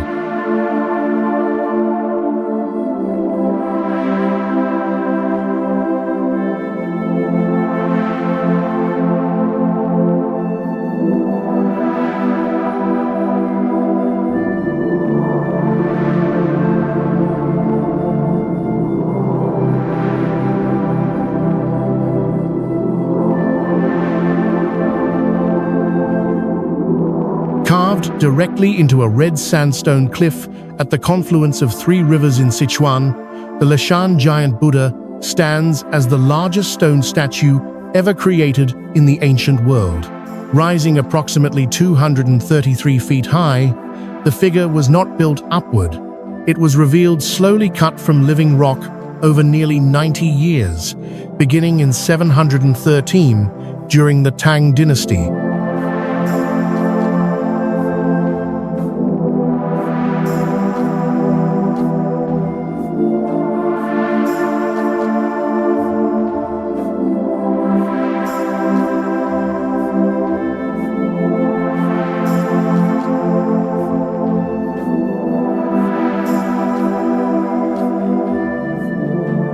The location was chosen for danger.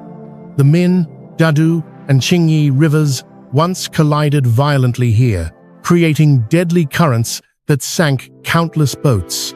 The monk Haitong proposed an unusual solution: carve a Buddha into the cliff to calm the waters. As stone was removed, debris fell into the river, unintentionally altering flow patterns. Over time, the turbulence eased. Faith and geology converged.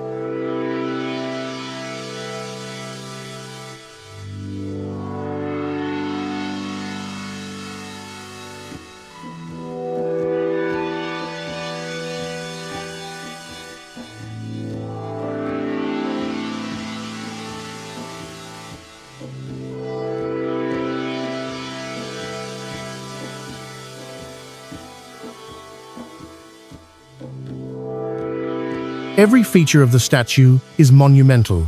The head alone measures over 48 feet high. Each ear stretches more than 23 feet long. The toes are large enough for people to sit upon, yet size was not the only concern. Hidden within the statue is an advanced drainage system, channels and cavities embedded in the hair, collar, chest, and limbs, designed to divert rainwater and reduce erosion. This internal engineering has allowed the Buddha to endure floods, earthquakes, and centuries of weathering.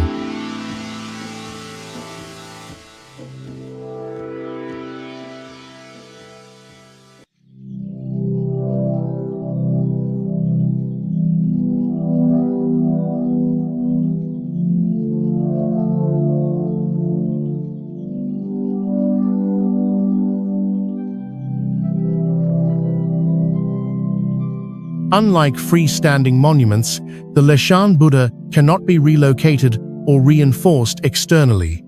Its survival depends entirely on the integrity of the cliff behind it. The statue and mountain function as one structure, sharing load, stress, and time.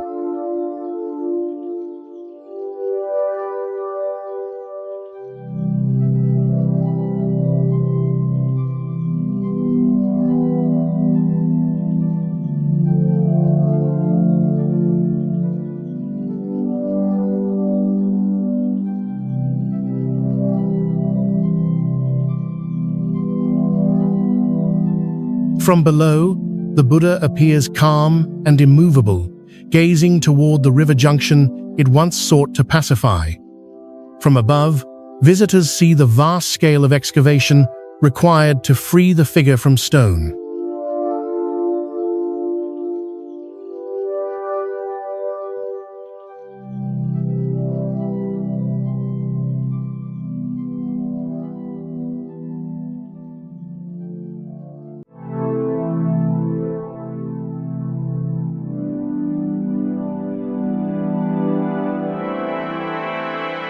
Designated a UNESCO World Heritage Site, the Lashan Giant Buddha is not simply religious art. It is an ancient megaproject where belief, environmental intervention, and engineering foresight combine to shape both river and rock, leaving a presence that has outlasted empires without ever leaving its cliff.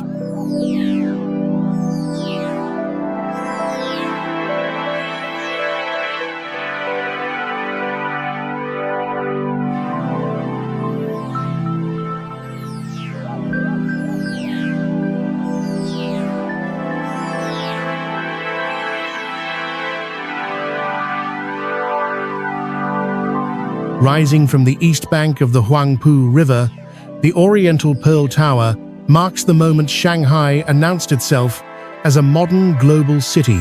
Completed in 1994, the tower stands approximately 1,535 feet tall, designed not as a conventional skyscraper, but as a vertical landmark visible across the entire urban core. Its form rejects straight lines, relying instead on spheres suspended along a central spine.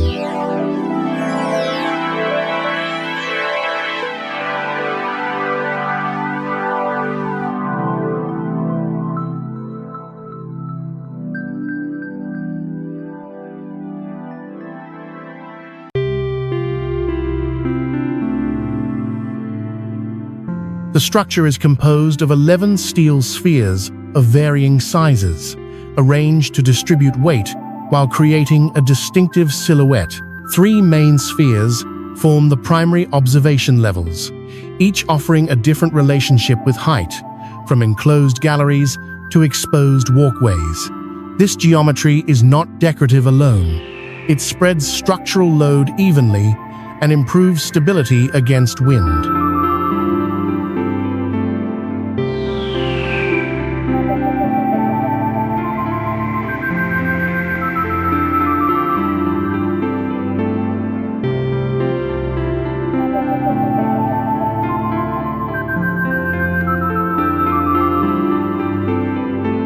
Foundations extend more than 260 feet into layers of clay and rock beneath Shanghai's soft ground, anchoring the tower against settlement and vibration.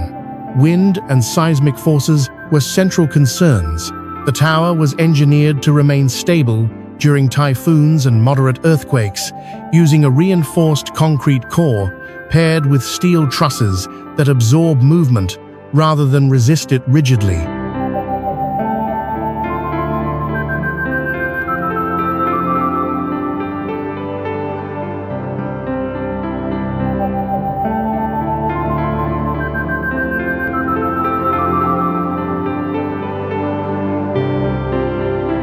At over 850 feet above ground, an outdoor glass walkway allows visitors to stand directly over the city, separated from the drop only by transparent panels. The experience is intentionally disorienting. Below, traffic becomes pattern. Buildings flatten into grids. Height transforms the city into abstraction.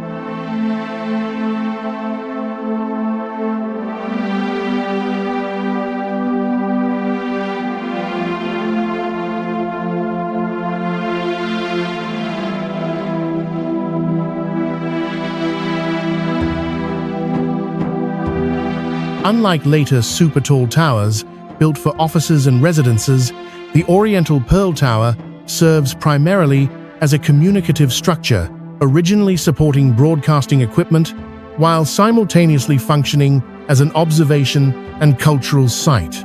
It bridges infrastructure and symbolism.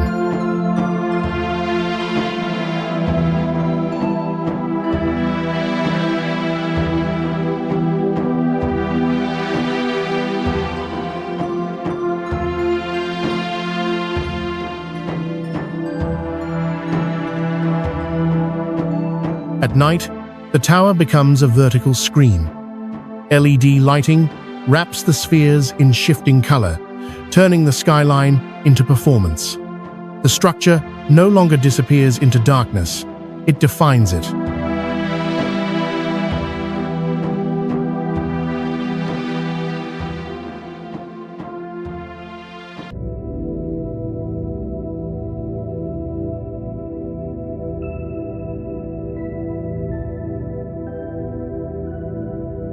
The Oriental Pearl Tower does not compete for height in today's skyline. Instead, it holds its place as a reference point. The structure that signaled Shanghai's transition from industrial port to global metropolis, using form and visibility to reshape the city's identity in the sky.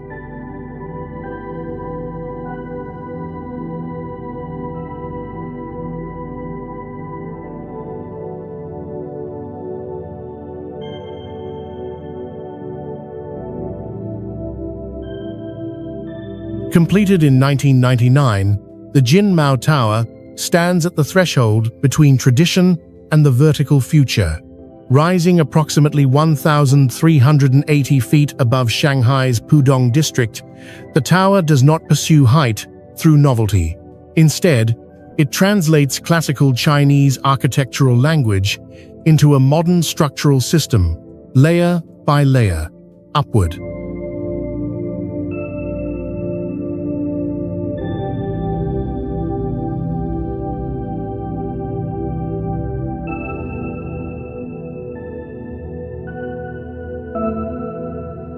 The building's tiered silhouette draws directly from pagoda design. Each successive level steps inward, reducing mass as the tower rises, a form historically used to convey balance and hierarchy. This geometry is not symbolic alone. It plays a critical engineering role, breaking up wind forces and reducing lateral stress during typhoons that regularly strike the coast.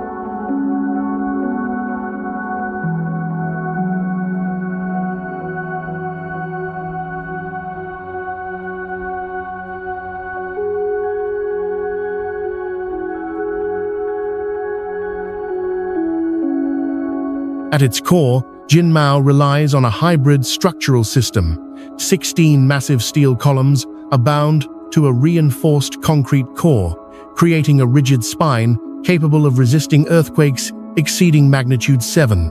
Beneath the tower, foundation piles extend more than 260 feet into soft riverside soil, distributing weight and preventing uneven settlement in a city built on sediment.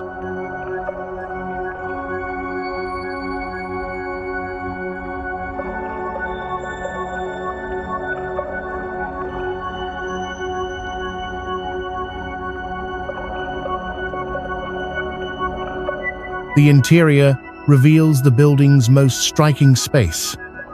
A vast atrium spiraling through the center of the tower. Looking down from the upper floors, the void appears endless, its symmetry amplifying vertical scale without adding height.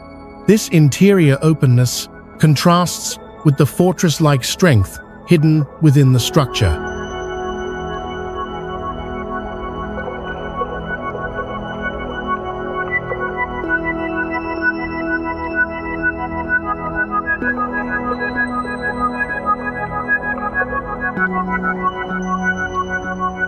The exterior is clad in reflective glass and stainless steel, engineered to withstand level 1, 2 typhoon winds.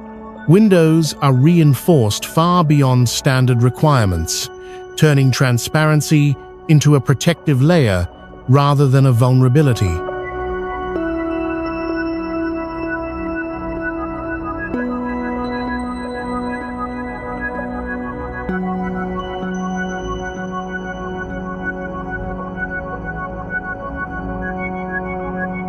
Jinmao Tower once held the title of China's tallest building, but its legacy is not defined by records.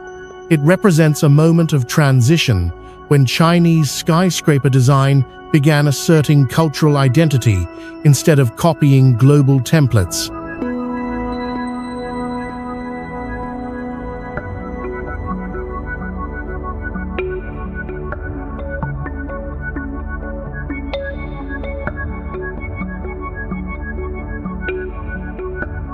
Standing beside newer and taller neighbors, Jinmao does not fade.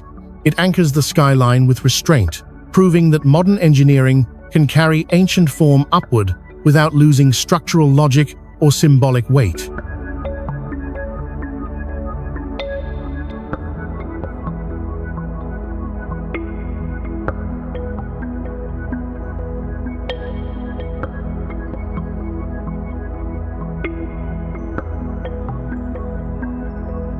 On the Cotai Strip, where reclaimed land connects Macau's gaming districts, the Venetian Macau encloses an entire city beneath a single roof, with a total floor area exceeding 10.5 million square feet.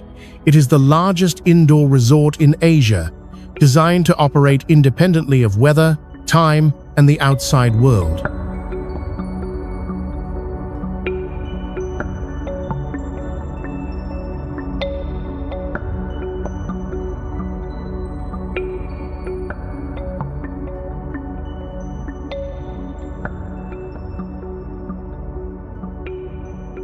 The scale is deliberate.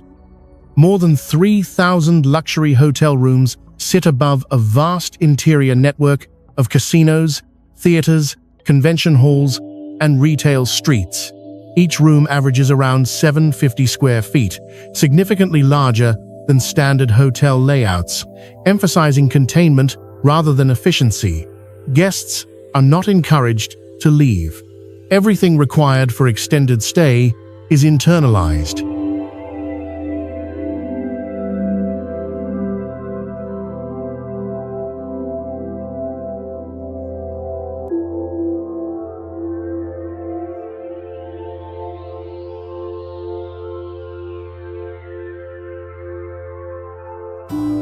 At the center of the illusion lies water.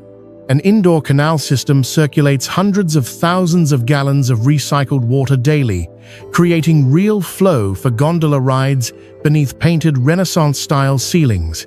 Stone bridges arch overhead. Artificial daylight glows from above, calibrated to maintain a constant visual comfort regardless of hour. Inside, time becomes abstract.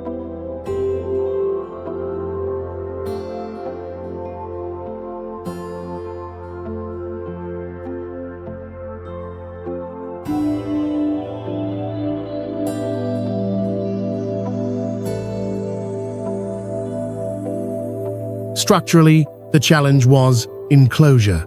Spanning such immense interior volumes required long, clear spans, reinforced roofing systems, and advanced climate control to manage heat, humidity, and air quality across multiple levels. Energy demand is massive, sustained by continuous operation of lighting, cooling, and circulation systems that never truly power down.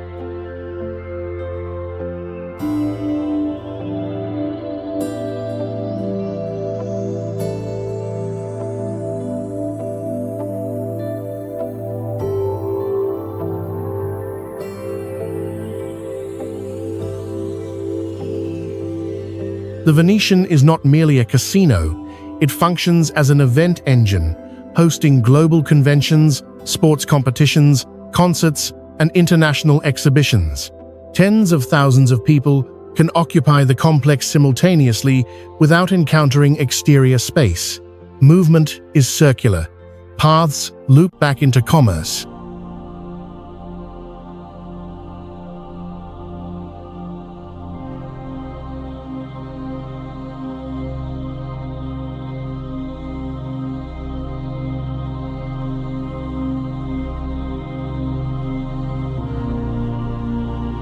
Unlike traditional megaprojects that assert dominance through height or visibility, the Venetian asserts control through immersion. It replaces the city rather than rising above it. Streets are simulated, skies are painted, geography is overwritten.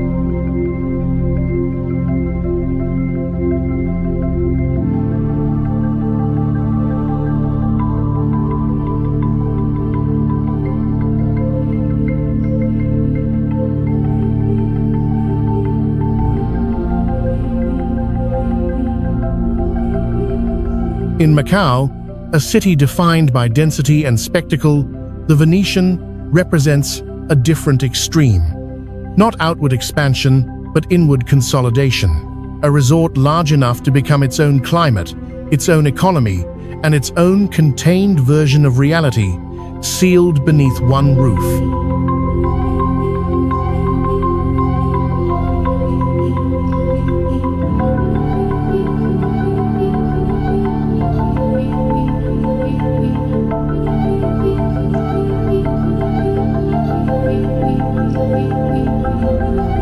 Rising sharply above Macau's dense urban fabric, the Grand Lisboa Tower announces itself through light rather than mass. Standing at roughly 855 feet tall, its form departs from the rigid geometry of surrounding high-rises, unfolding instead in a radiant, organic silhouette inspired by lotus flowers and bamboo lanterns, symbols of prosperity and renewal in Chinese culture.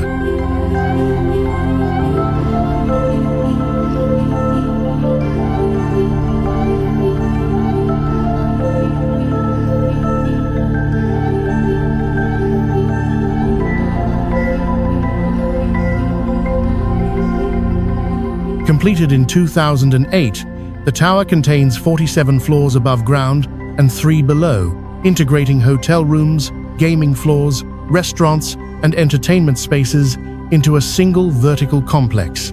Its spiral steel frame wraps around a reinforced core, engineered to withstand typhoon winds, reaching level 12, an essential requirement in a coastal city exposed to seasonal storms.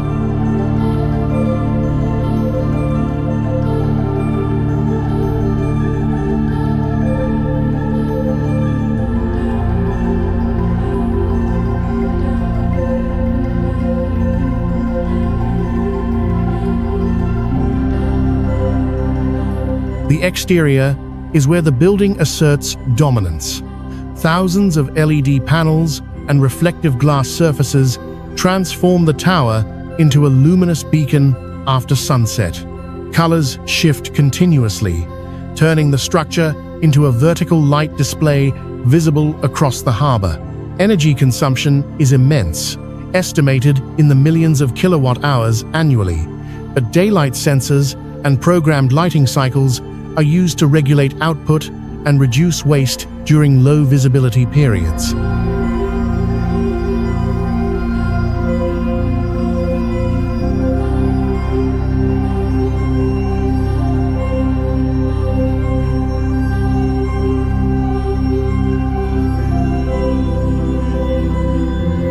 Unlike enclosed megastructures designed to isolate occupants from their surroundings, the Grand Lisboa thrives on visibility. It competes not by height alone, but by presence, marking Macau's skyline with a constant signal of activity and wealth. From afar, the tower resembles a digital torch planted at the city's core.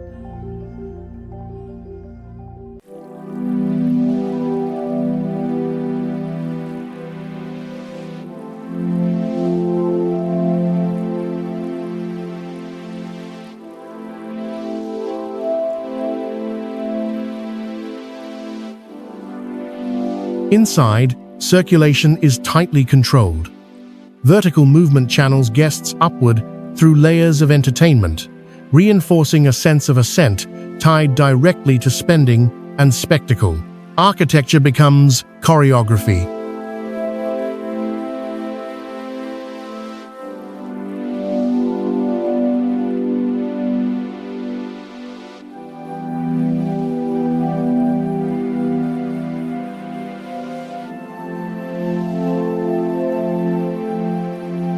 The Grand Lisboa is not subtle, and it is not meant to be. It represents a different philosophy of megaproject, one where architecture functions as advertisement, identity, and atmosphere simultaneously. Here, light replaces stone as the primary building material, and visibility becomes power.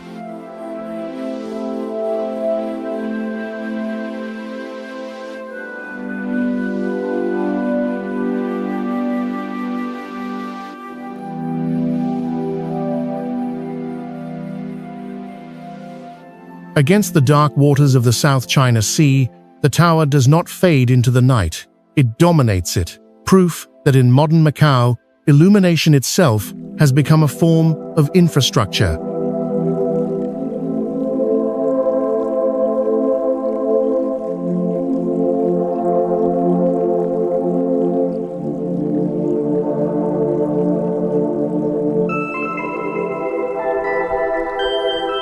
In the hills of Hainan Province, the Spring Temple Buddha rises as a statement of scale that leaves no ambiguity.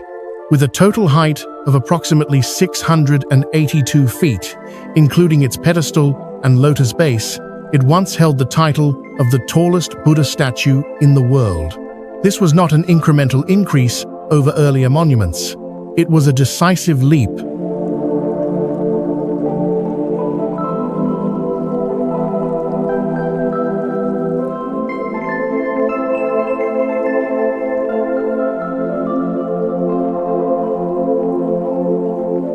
The central bronze figure alone stands about 420 feet high, cast from thousands of tons of metal and anchored directly into solid bedrock.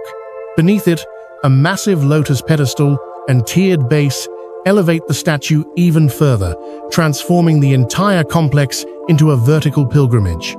Height here is intentional. It is meant to be approached slowly, step by step.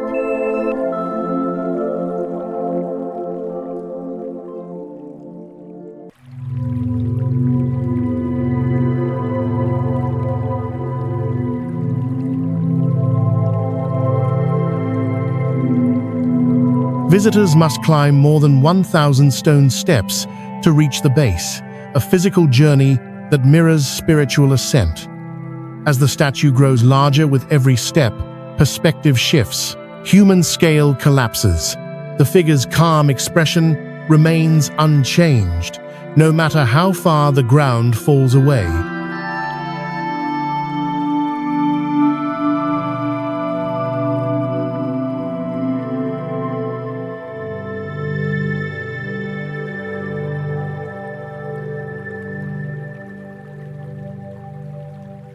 Engineering was inseparable from symbolism. The statue had to withstand wind loads, temperature variation, and long-term material fatigue. Anti-corrosion coatings protect the bronze surface against weathering, while the internal structure distributes stress to prevent deformation over decades. Unlike ancient cliff-carved Buddhas, this figure stands fully exposed, relying on modern materials to survive open conditions.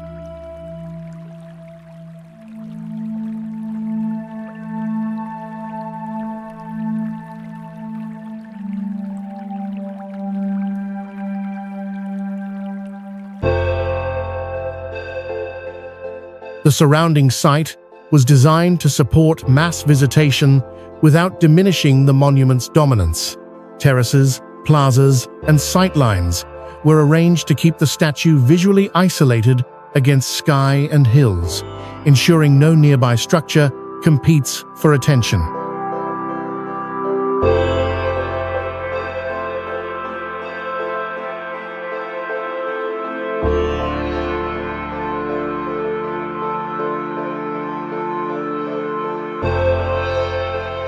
The Spring Temple Buddha represents a modern continuation of a very old impulse to express belief through overwhelming size.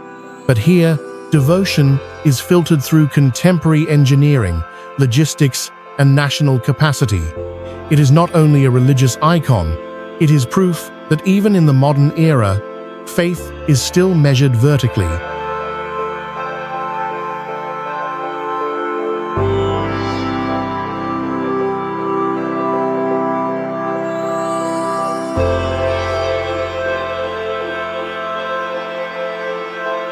Standing above its landscape, the Spring Temple Buddha does not blend in or retreat. It asserts presence through sheer height, reminding viewers that scale remains one of humanity's most enduring languages.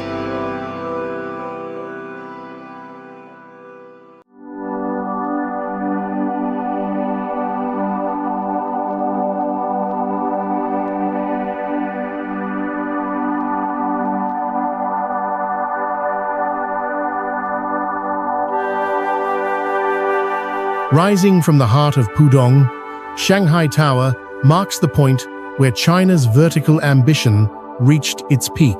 At approximately 2,073 feet tall, it is the tallest building in the country and the second tallest structure in the world. But height alone does not define it. What makes Shanghai Tower distinct is how it confronts wind, scale, and energy through form rather than force.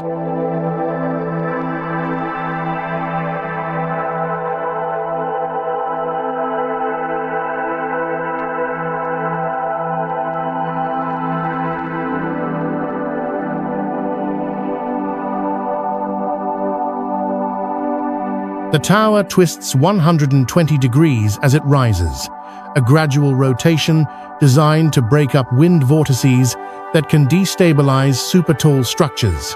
This single design decision reduced wind loads by nearly a quarter, allowing engineers to save tens of thousands of tons of structural steel. In a city frequently struck by typhoons, shape became protection.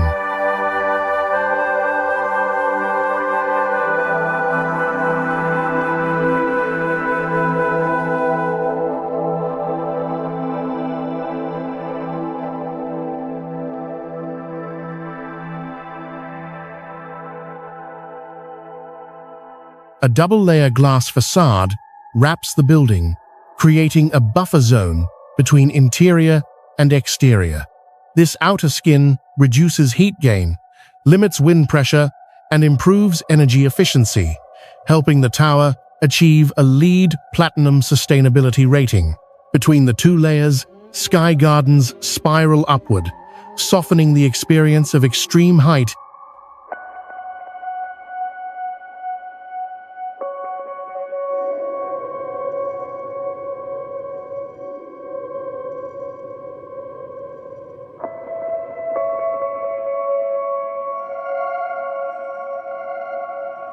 Construction began in 2008 and took more than 8 years to complete. The foundation extends deep into Shanghai's soft ground, anchoring the immense weight of the tower while resisting settlement and seismic movement. Above, 128 floors are divided into stacked vertical neighborhoods, each functioning like a small city, with offices, hotels, retail, and communal spaces. Elevators move at some of the fastest speeds on Earth, compressing vertical distance into seconds.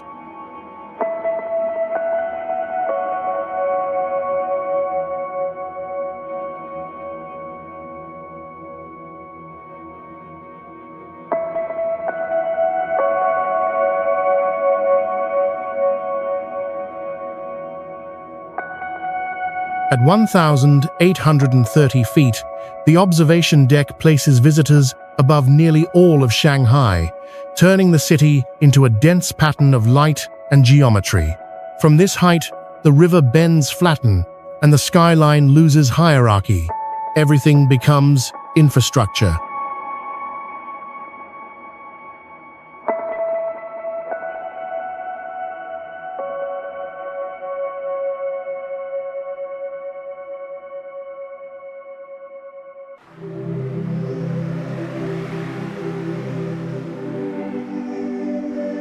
Shanghai Tower does not compete visually with its neighbors, the Jinmao Tower and Shanghai World Financial Center, but completes them. Together, the three towers trace the evolution of China's skyscraper era: tradition, transition, and technological maturity. This tower does not simply rise above the city. It reorganizes it vertically, proving that at extreme scale, efficiency, sustainability, and control matter as much as height itself.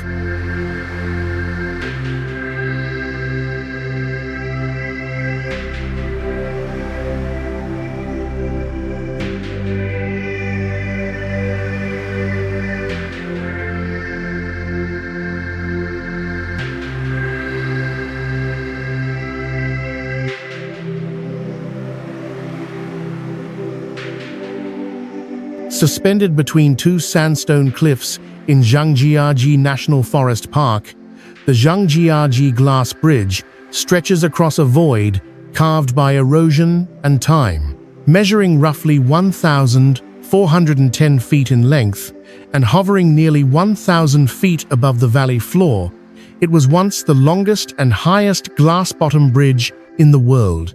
Here, transparency becomes the defining structural experience.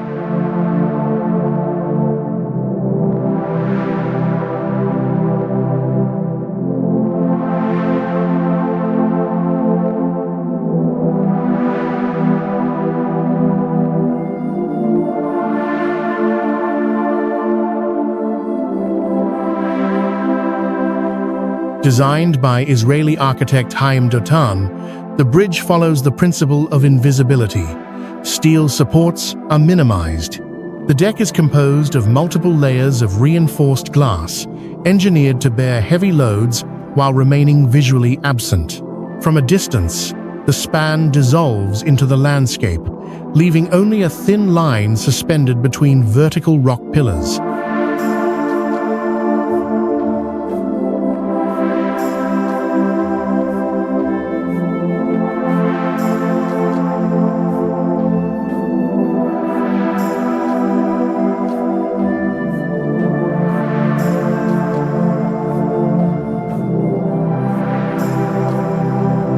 The engineering challenge was psychological as much as structural. Glass had to feel safe while exposing depth without obstruction. Each panel was tested to withstand extreme weight, temperature variation, and wind pressure common to the region's high-altitude terrain. Beneath the deck, the drop is uninterrupted forest, rock, and air falling away at once.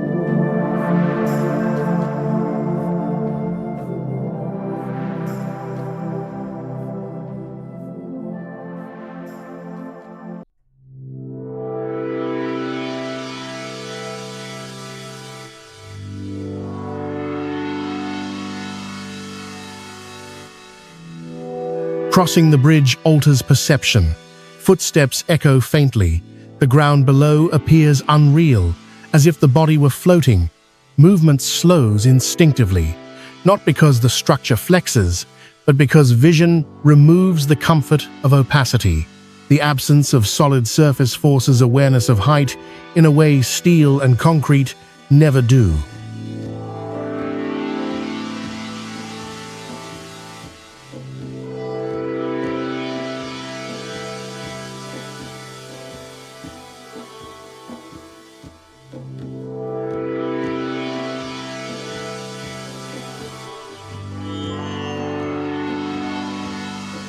Beyond crossing, the site amplifies risk as attraction. The bridge also hosts one of the world's highest bungee jumps, transforming the valley into a controlled arena for adrenaline. Engineering here does not merely enable access, it stages exposure.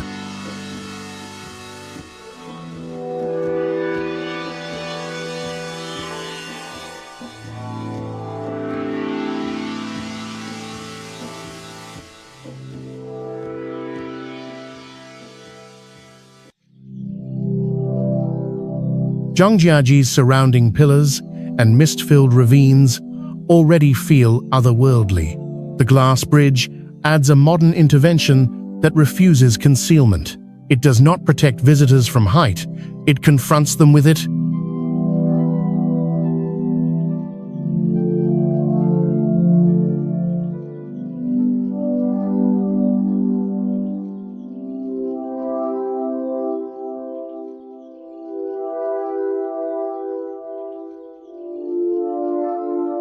This is not infrastructure built to disappear into routine.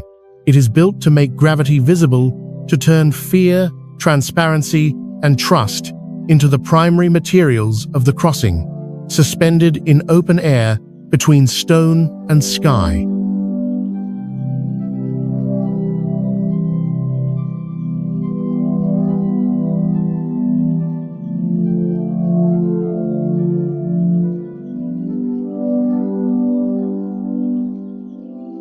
In the outskirts of Shanghai, an abandoned quarry once stood as a scar in the landscape, nearly 300 feet deep, steep-walled, and unusable. Instead of erasing it, engineers chose to inhabit it.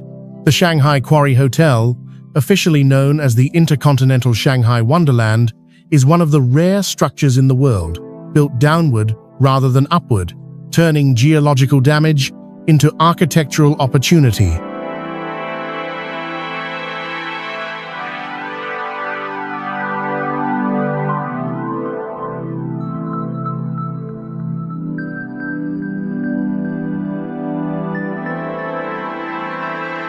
The hotel descends 18 floors in total, with 16 levels below ground and 2 extending beneath the quarry's waterline. Guest rooms face sheer rock walls and a deep central lake fed by an artificial waterfall cascading from the rim above. From inside, the view is not horizon or skyline, but stratified stone layers of time exposed by excavation.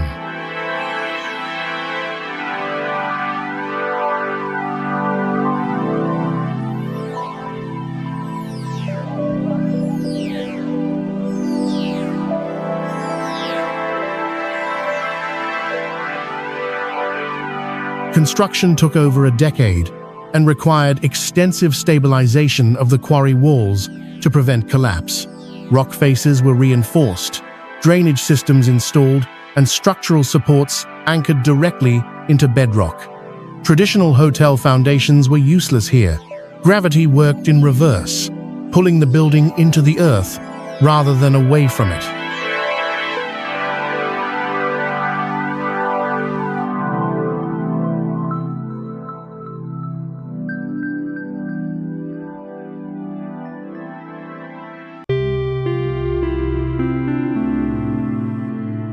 Two underwater levels house restaurants and viewing spaces where guests look directly into the quarry lake through thick, reinforced glass. These spaces had to resist constant water pressure while remaining isolated from vibration and temperature fluctuation. The engineering tolerance was closer to that of a submarine than a hotel.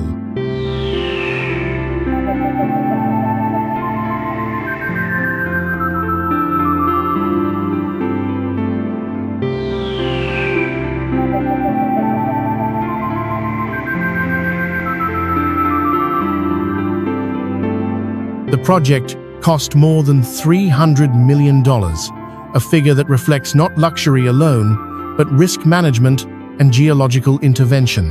The building had to coexist with unstable terrain, moisture, and long-term erosion.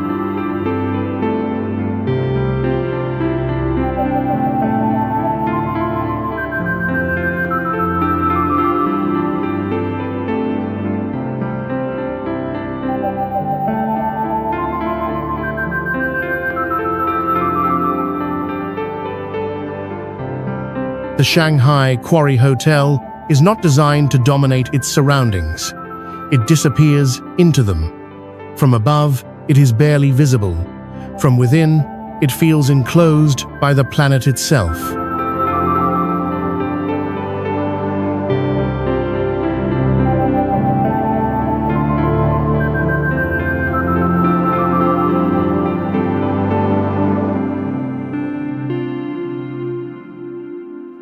This structure reverses the logic of modern construction. Instead of conquering land by rising higher, it accepts depth as the organizing principle. It proves that even damaged landscapes can be repurposed, not by covering their wounds, but by building directly into them and letting geology become the architecture.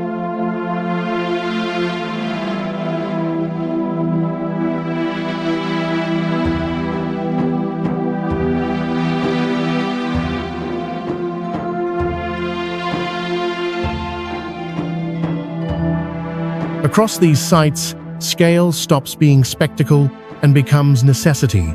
Roads rise because the land collapses. Bridges stretch because valleys erase continuity. Rivers are restrained because history proved the cost of letting them run unchecked. Cities grow upward because there is nowhere left to spread.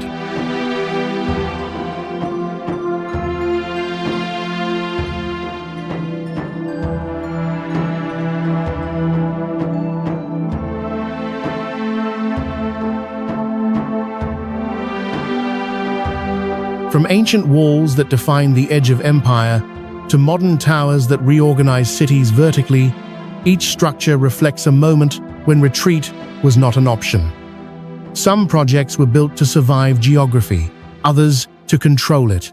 A few exist simply to prove that control is possible at national scale.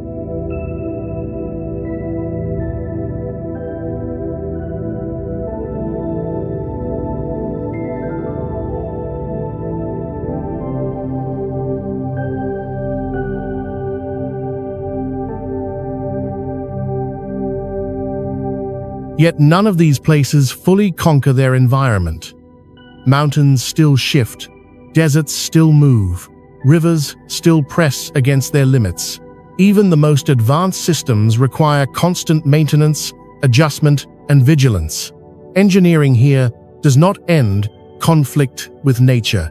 It manages it continuously.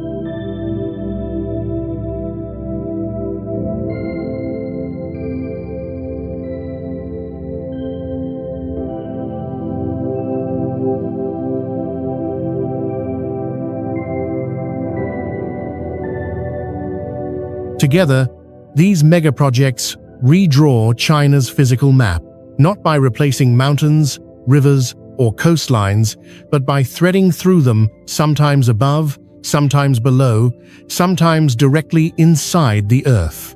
The result is a landscape where infrastructure becomes geography in its own right.